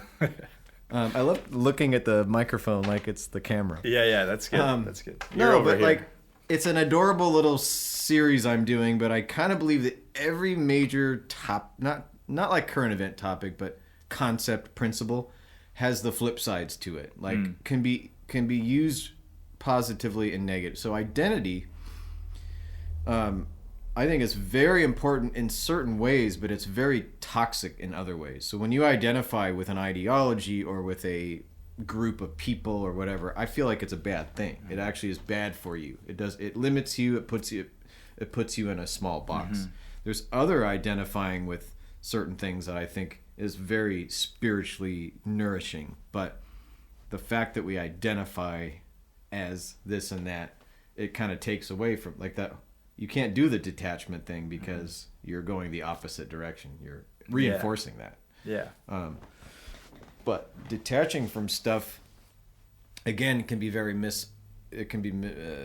misconstrued in the sense it's not like saying, "Oh, I don't care anymore," which does happen sometimes. But you just, and that's like the whole concept of suffering that the Buddha talked about is because you are holding on to either outcomes or things you want. Mm-hmm. That's why you suffer. If you didn't care about what was happening, you could start to do the whole woo way, moving with life, how it goes. Mm-hmm. But as soon as you get, I do the same thing. Like just the other day, I wanted to get somewhere at a certain time. And as soon as you get that in your head, then every little distraction becomes a stress and a trigger because you're like, those are things keeping you from that goal that you have. Like, yeah. But as soon as you can go, okay, I'll get there when I get there. Yeah. Then you start to kind of let go of that stuff a little bit. But yeah, and the other thing that I'm thinking is congruence. I came across this. I think in a it's like my word coherence, but congruence. Yeah. I think it was a Eugene Peterson book, and the concept sparked in me like the last 3 years of my life of trying to get what's on the inside of me to be on the outside of me. And one plain way of that is just in my actions. What do I do? Because I think it's a good thing to do. And it's kind of been a little bit the story of my life. Like when I was stupid, I thought the world worked a different way, and I just tried to do like stuff that made me feel good, and so that was like it's a lot of like you're just performing, and I do see myself as that quite often, actually. Yeah, like right now, no, but yeah, you just try to do the things like that are on a checklist, and then, but what you're talking about goes back to what I was saying a little while ago: is embodying what you want to be. Right. So the coherence between, and this is something I really struggle with, but I want my beliefs and my actions and my feelings to all be aligned. Mm-hmm. And I think people get real sick when you're going schizophrenic. And not to be too jabbing at a easy target, but it feels like people that are really active politically they say one thing and they do a different thing. This is very much like the church back when I was, the criticisms of the church is like, you say you love Jesus, but then you don't like gay people, or however you want to view that or spin it however you want. But that coherence between, and that's some of the teachings I've been hearing recently is like, dude, as soon as you get your heart and your mind in coherence, which is crazy to think about, because the heart is not just, I grew up thinking the heart was like an analogy for something. It's like, oh, put your heart into, it's not really a thing. Yeah. But they're literally finding that the heart is like where so much of your vibration, like your soul resonates, like you actually resonate from your heart, and to get your, like what you believe in your heart to be connected with your brain is a huge deal. Who's talking about that right now? Yeah. No, nobody's talking about it. There was that one guy on Joe Rogan a couple weeks ago. I mean, but not like you wouldn't see that in the news or social. Like nobody's talking about, hey, why don't you get your heart straight with your head? And then maybe we can talk about this issue. And it's everything that we've been talking about. So like the industry and the incentives of the different people, like there are rational sort of brain incentives, and then there are heart incentives, and they try to twist you up into something that your heart wants, but if you thought about it for 10 minutes, you wouldn't actually want it. It wouldn't make sense logically. Right, and so you want to get to the point where you're like, yeah, that makes sense logically, and it makes sense like in the center of my being, my desires align with that. And so, yeah, Christian teachings on the heart are fascinating to me. I've been thinking about like, what do you want in the same sense of, you use Tony Robbins as an example of like, do you want to do all of the work to accomplish that it took to get here? Yeah. Because no, I just want the thing. just give me. But that is a big deal. Like trying to set a cap on how much work you want, because the result of it is going to be what it is. Like, well, where we're sitting is the best example. Every person that comes in here is just like, oh, this place is so awesome. And I don't want to be a Debbie Downer, but I'm like, no, it's not. It's literally, if I was to do a graph or a ratio, it's 70% curse, 30% blessing. It is a disaster. Like, to keep this place clean, and I have a special place that has flooding, which normally you wouldn't have to be shop vacuuming gallons of water out of the building and then filling buckets full of water to get it out of your workspace. But in any major like operation that you're running, it's so much work compared to the little amount of return you get in, accomplishments or validation or joy and all that kind of stuff. So if I still loved doing this and I wanted to keep doing it, I would be like, it's worth the work. But once you don't want to do it, every moment is just absolute like nails on a chalkboard. Like every bit of listening to music, I hope any of my clients aren't listening. But no matter how good or how bad the music is, it just sounds bad because I don't want to be here. And I don't want to build this anymore. So like, but the amount of work that goes into any operation, I can't even imagine restaurants. Like, how much you're paying for the carry-out boxes and all the supplies that go into it. How much food do you have to sell? With all of the employees and everything in the building and the code enforcement and all that kind of stuff. Yeah. Like, it's got to be insane. Yeah. People have to be struggling these days. So anyways, that to me, that all ties in with all the things that go into everything. And do you realize what it is? Maybe sometimes it's good you don't. Like, if I knew what marriage and raising kids was like, I might have been like, yeah, I'll wait. Yeah. Maybe never. But it sounds fun. Everyone's doing it. Yeah. Figuratively and literally, all those things. Nice. So, but you learn as you go. And the other thing, I'm just kind of finding little bits and little treasures I've been hearing lately that I don't always either write down or apply. But one of the things I think holds a lot of people back is feeling like they have to wait till they're ready. What you find when you're older is like you're never ready. Not in the sense you think. My wife and I had a kid ever, so that, like, to be in line with what you're saying. Do you know how many people like say, "Oh, we're not going to be ready"? No, you're never, ever, unless you know you're in like a horrific situation. That's different. I'm not saying be reckless, but almost every decision that I have that I want to start a project that's been on my heart for years, or this and that, you have that thing like, I'm not ready, or what if this happens? Like, I saw a flag at like an office. You just got to do it. It was like, we don't do this because it's easy. We do it because we thought it would be easy. It's like, it's so true. And the flip side of that. Would it be fun to do music? No, it's actually mostly a pain. Mostly awful. Yeah, like, that's actually probably the thumbnail for this, is just you saying it's not fun. It's mostly bad. Yeah.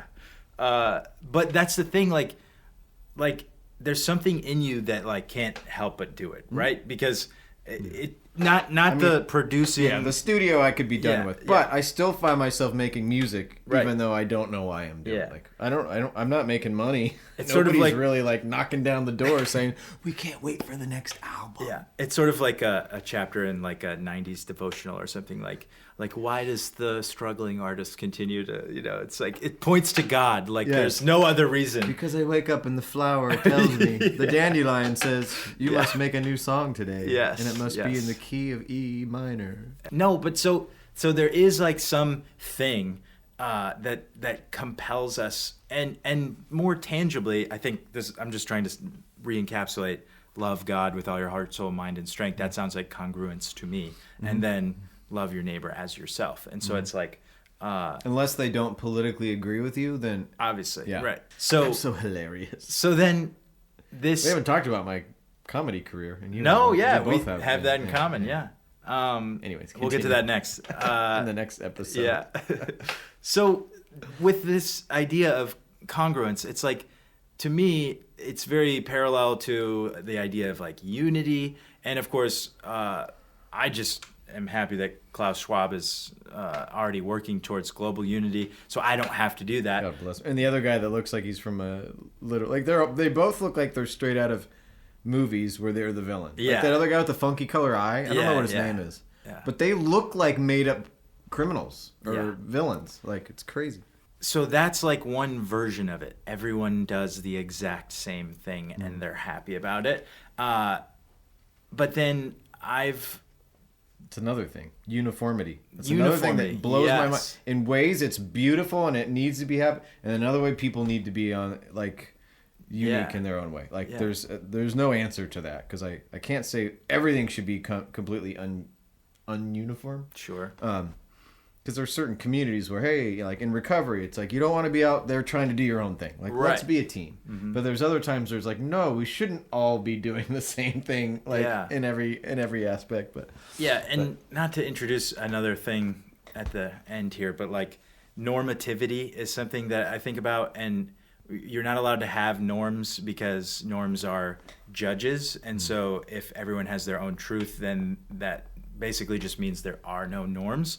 But I think that you can pretty easily okay, see then don't if you're have just stop aware. signs and just make up your own places where you do a stop sign. Right, because well, and so on a deeper level, the norm is it's good that people are alive, like normally, normatively, and then it's good that people are alive and not too fat to be alive, or not too out of shape cardiovascularly to make it around the world that they live in, or mentally or emotionally. So there's a certain boundary, and you think, well, that person is very. They live up to that standard, and to have a standard is something that's offensive to the culture that we live in. But I think that it's one of the reasons that our culture is so schizophrenic, because the weird thing is everyone has standards, but they just word it differently. So right. Someone could have a standard that's as anti-Christian as possible, which is becoming more and more prevalent in our culture now, which is, again, is what it is, but they're still doing the same thing to you that they don't want you to do to them. Yeah. So it's kind of like, I don't know, man. Yeah. And unfortunately, I'm not for division and civil war, but it seems like at some point people are just going to geographically dwell around people that make sense to them. It's happening in like Tennessee and a lot of places. Yeah. Don't want to get into it in detail, but I spent time in Seattle where I grew up, and I just don't like being there. It feels awful, like it physically like weighs on my head and my heart being in that area. And I could be looking into it too much. If I'm overly sensitive, that's fine, or if I'm paranoid. But there's something about it that I don't like it. I don't know what to tell you. And I'm not saying this area is perfect, but there's a little more. What I was trying to explain to people there is that because they're like, what's it like where you live? There's a little bit more of you just do what you do, and you don't have to feel like you're fitting into any group. There's a very strong pressure in Seattle to be of a certain persuasion of ideology. Yeah. And it's not subtle. It feels subtle to people if they're already in that. It's the same thing that happened. Like the thing that's making me laugh right now about the free speech, that people are like, wow, Jimmy Kimmel got in trouble. Like, we're worried about our free speech. And I'm kind of like, for one, I think that was completely manufactured. Like, I'm not kidding you. Yeah. I think they did that in order to get him in trouble so that they could be like, wow, we got to have free speech. That being said, I can't prove that. But how difficult it was to speak up during those 4 years about either COVID or Jan 6 or anything that was counterculture, was terrifying to speak up about that stuff. And then now people are like, well, I'm worried about free speech. And I'm kind of like laughing like, okay, yes, it is on both sides. I mean, for all we know, we're all being played, and there's somebody in control that doesn't care about either side of the aisle. They're just benefiting off of us being divided. Yeah. So what do we do in that case? And that's why I think the detachment from those identities is really important, to be not in the sense that you were talking about having to get somewhere on time, like because both sides have a place that they're trying to get to with the nation, and Yeah, if you get rid of that having to get that specific outcome and try to be the best person you can, we might actually be looking at a better situation. Right. And the best person you can thing goes to my normativity thing. Like what does it mean to be the best person? What are the standards? So it's a very difficult problem to solve. But this is why I was talking about the kingdom of God. I still think there could be some things we all agree on, and it's not infringing on other people like on a daily basis. That's extremely optimistic of you. Yeah.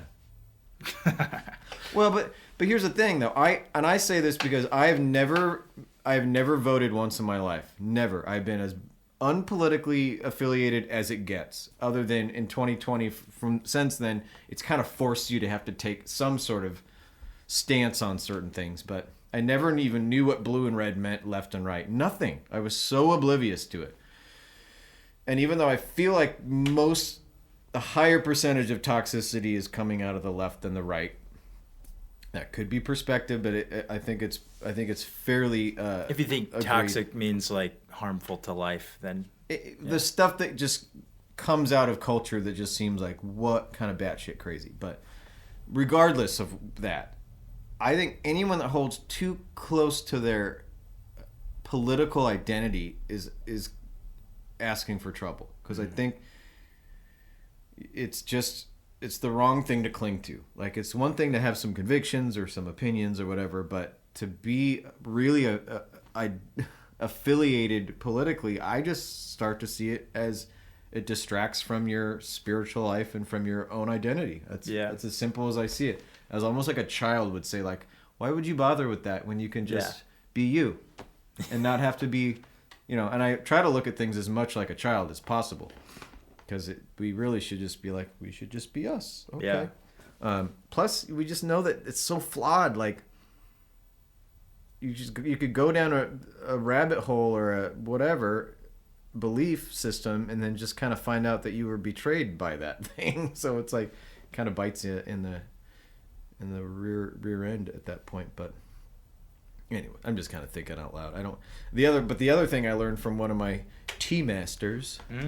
That I follow is very Taoist type thing, but he did a whole lecture on dropping all opinions, and even if it may not be the end goal for everybody, I think it's an interesting exercise, because opinions immediately lead towards, if you have strong opinions on anything, you immediately have strong dislikes of the opposite. So I could think of some people that I know that like one kind of music and that's it. Everything else is terrible. And that may seem like a small issue, but it's kind of like, it's almost like very off-putting, unless they just don't say anything about it, then that's one thing. But yeah. But if they're always like, this is the only kind of music, everything else sucks, then it just makes little rifts happen socially and with friendships and everything. So I think strong opinions, people like to say, oh, I've got strong opinions and I love that or whatever. But it's just, it's noise. And that's the other thing I'm finding is like peace. As the older I'm getting, the more this is not even trying to say like, oh, I'm such a good spiritual person. It's not. It's because I'm exhausted as F right now. And I'm tired. So if somebody said, what do you wish for? Like, instead of like a car and I'd literally just be like, I want clarity and peace first. And then I believe that things in my life would be better after that. So it's kind of like flipping. Even if they stayed the same. Yeah. Yeah. But in general, I do believe it would make all the things better. Yeah. It's sort of like stopping drinking doesn't fix everything, but it sure as hell would make you more prone to make better decisions or have time to do productive things. Yeah. Most likely. But when you don't have that noise of opinion and noise of chaos and this and that, then you're most likely going to have a more, like you're talking about, coherence and congruence. Congruence, yes. Those are my two favorite words, I know. But it'd be more congruent and coherent if you do have that clarity and peace of mind, as opposed to just... Yeah. But the other thing I was going to say about all of these things we're talking about, one of the most important things, I think, is the context of this era we're in. Because I don't know if I would have the same obsession with stillness and coherency and clarity 10, 20 years ago because I wouldn't be overloaded with all the insanity. Yeah. It's like It's the boiling pot. content. It's not even that it's always negative. It's just a lot. Like Yeah. you're just advertising. I was laughing I'm watching, somebody was talking about fast food prices being through the roof. And then like all these things that when they started cable TV, it's like, this is because we're getting away from ads and everything. And then now in 2025, it's like, you can't get away from ads at all. Like I just spent extra money on YouTube. It's the best money I've spent to get the premium YouTube. Because I told myself I'm never going to spend $1 on another service because I already have too many subscriptions, you know. But the amount that I ingest of positive talks and, you know, all this philosophical stuff I'm talking about, to get interrupted in the middle of a meditative conversation or video with ads is absolutely insane. But I just think it's funny that it's constant. So I think the talks of clarity and all these, you know, detachment, all the things we're bringing up means 1,000 times more than it would have years ago when we were pretty okay. Like there's a little social media. You know, MySpace was kind of new back in the day. Like it was cute, you know. My dad was talking about some old technology, and he's like, well, even that started us off. And then I said that Thoreau wrote Walden, and one of the first passages is about how the telegram is like disrupting society because everyone thinks they're so important if they get a letter, but if they don't get a letter, then they're not important. So that's like the OG social media. Yeah. So I laugh about that stuff because, you know, people talk about cars. You are a comedian. Everything's funny. No, I'll tell you about something else one of these times. No, but like, you think everyone has to have cars and TVs and newspaper, whatever. But there's a lot of times back in the day, I've heard people saying, well, this is going to screw up society because we're used to this workflow. And it's like, yeah, everyone thinks change is good. I laugh about how everyone wants to save time right now with technology so that they can waste more time doing nothing. Like, that's the ultimate irony to me because they're like, oh, you should have this app because it saves. People do more work too. It's not just nothing. They also save time doing work so they could do more work. It's insane. And the amount, like, email should save time, right? But the time I spend clearing out junk, like all the things that go into this nonsense. And if you're an old soul like me, you just start to go, I don't like this. This is not how I'm supposed to be. So to the point of like the old school, like people in the early 1900s thinking this was disrupting things or whatever, they kind of had a point, you know. Yeah. There's some good things about new inventions, but I think like Thomas Sowell likes to say, like, there are no solutions. There's just kind of give and take. Like that might help some things, but then it creates a different problem there. So social media, sure, we love sharing pictures with our family and our friends and promoting things, but it all the while there's a whole like disease going on with people that don't feel like they're worthy, people that are suicidal, people seeing that other people's lives are better than theirs, and so forth and so forth. And it just So how do we end with I'm grateful for this day? And that's it. That's it. I just was going to say that, like, the frequency thing from the beginning, that words are not ultimately sufficient.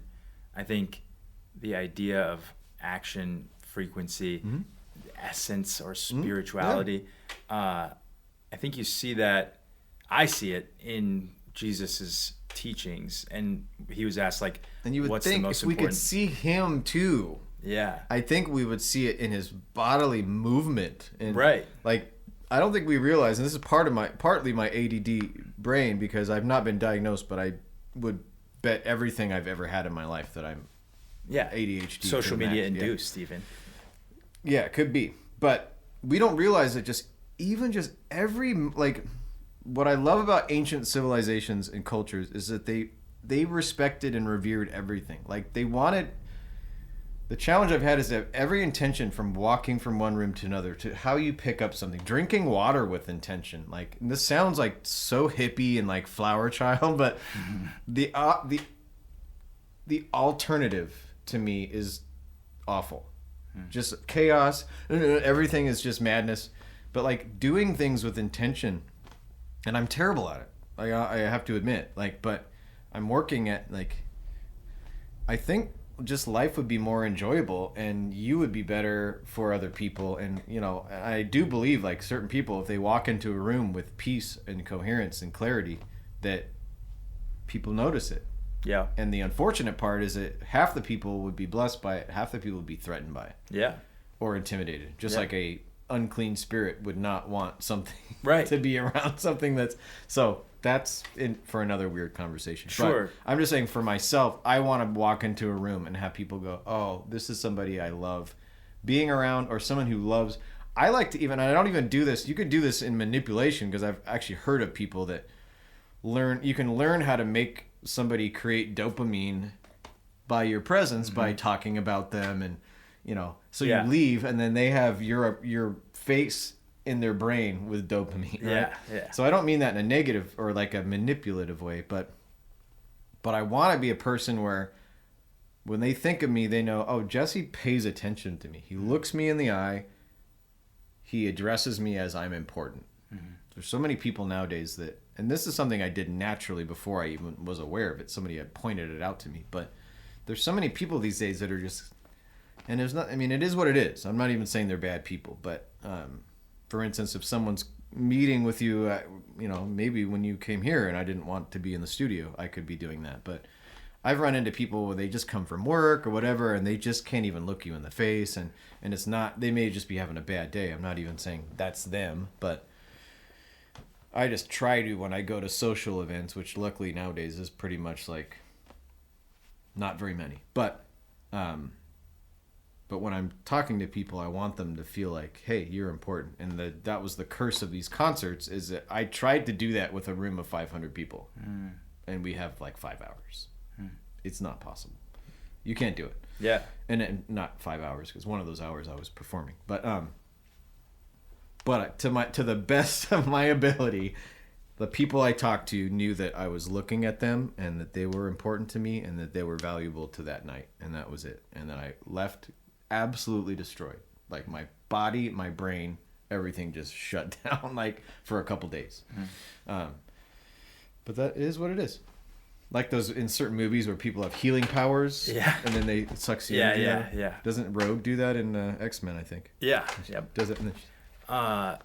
Why? So I'm one of the X-Men guys. Why is that? Yeah, obviously.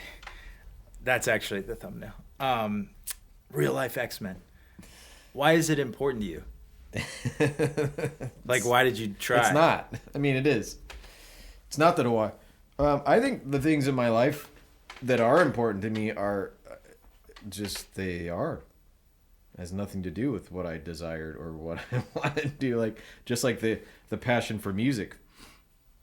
I could make up answers as to why it's important to me, but I literally think it's just embedded into my DNA I'm like creating art.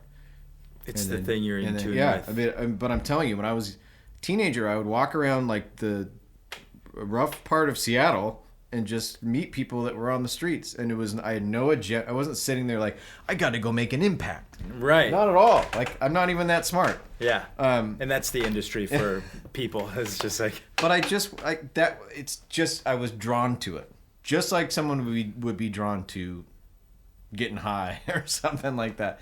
All of it. No, I think it's different. I think it's different. I mean, I guess I could see. Not just like it's the same thing, but you can't even explain it. You're just there. Right. Some people are more susceptible to different things. But I think that's really. Example, but you know what I mean. I think that's really, really profound, Jesse. I think that you are hitting on something that's just true, and to the extent that we could avoid the things that are inducing ADHD in our brains and just even distracting us. On this podcast, I have a co-host sometimes, and we like to talk about how that word is so cool, distraction, because it's implying that you're going somewhere. Traction, yeah. Dude, almost every word, if you break it up, you're just like, whoa, dis-ease. Like, you don't have ease, you have dis-ease. Like, it's pretty. You have been profound. reading Buddha. No, it's pretty profound though. Yeah, and so with that, then you're finding this path that you're on. You said it was like fate, but you didn't know. When you're in the music industry as a teenager, like you just wanted to play music, but there you are. Like you're finding something Now in you. I'm jaded. Yes. And that's another thing that, I mean, like you get to go through in the same way that somebody gets to go through their alcohol addiction or their online rage or whatever. It's like these things distract us from the things that we are naturally tuned for, just to use the frequency idea. But Yeah, and I don't think we have to find, and this gets into like some of the real, like it'd be really easy to poke fun at.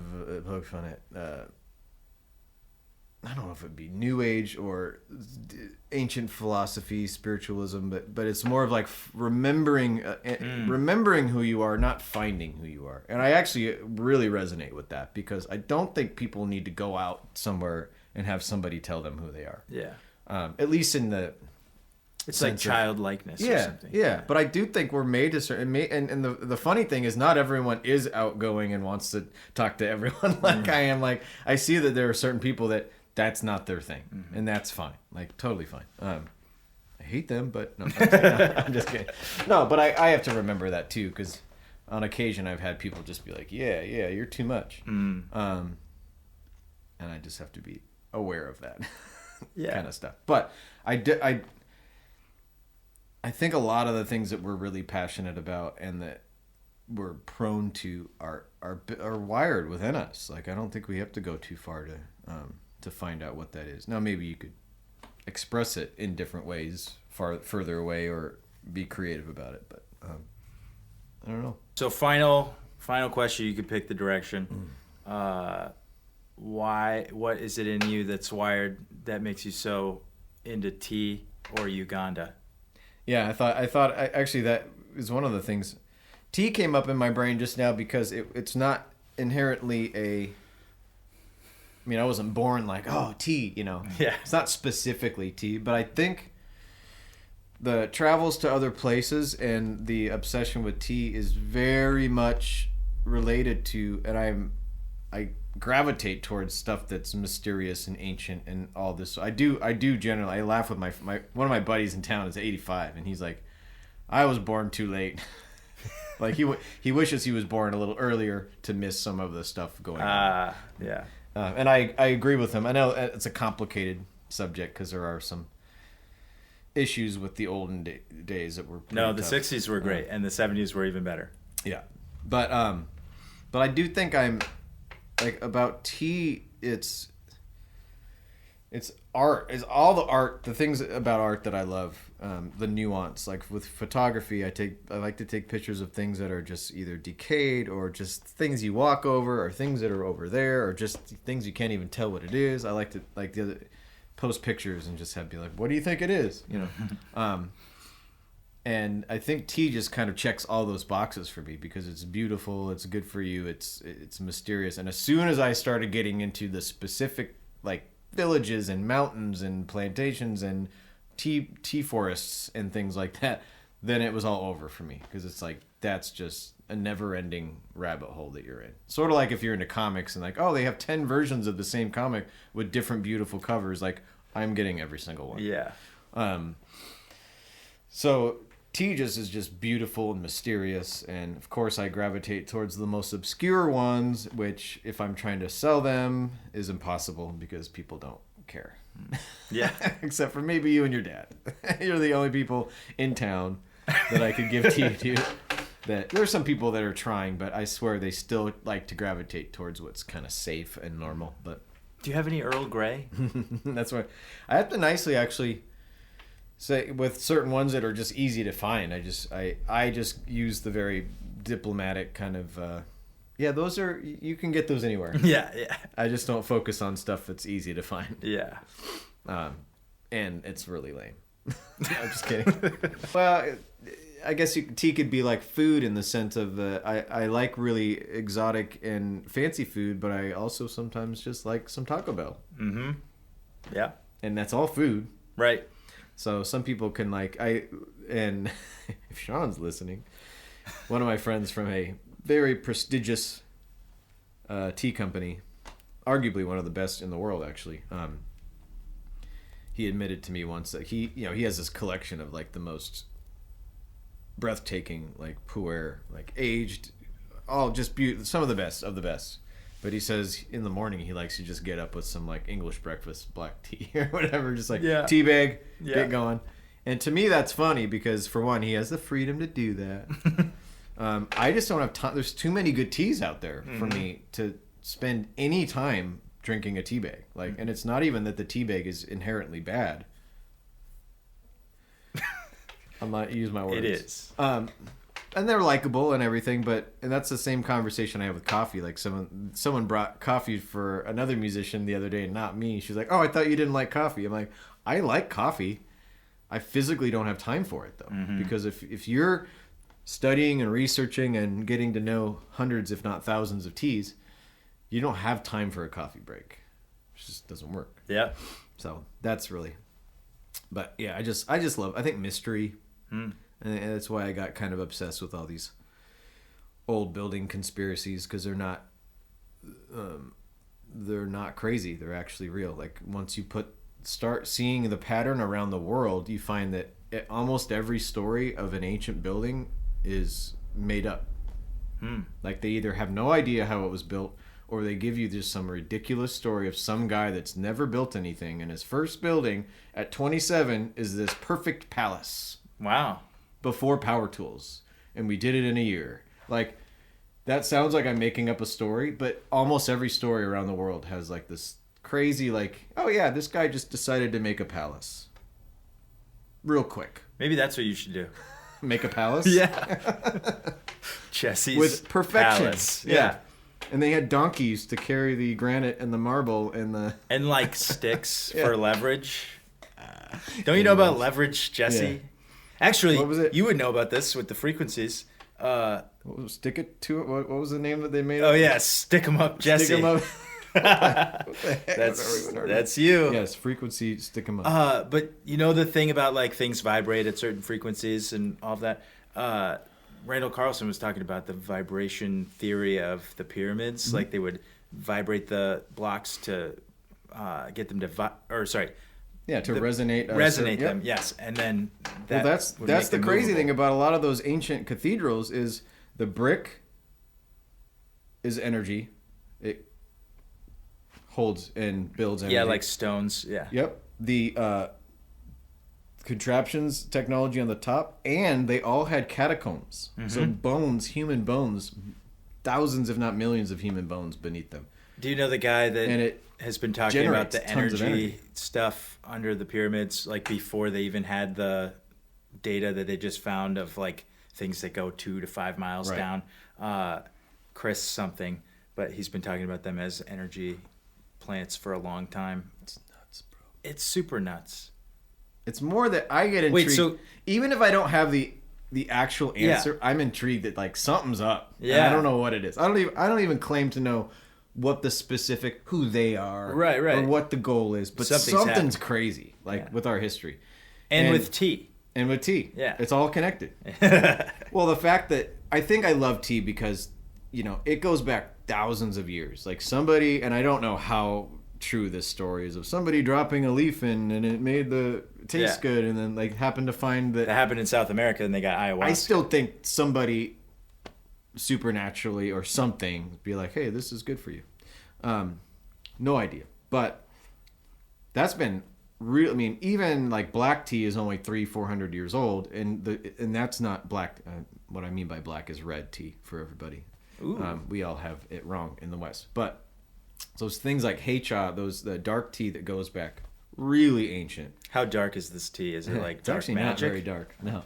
It's just the name of it because they stole black tea from them. It is the actual black tea, but that goes back thousands of years, and I don't even know exactly how far. But I think that's just another thing. It's like, ooh, it's mysterious. Yeah.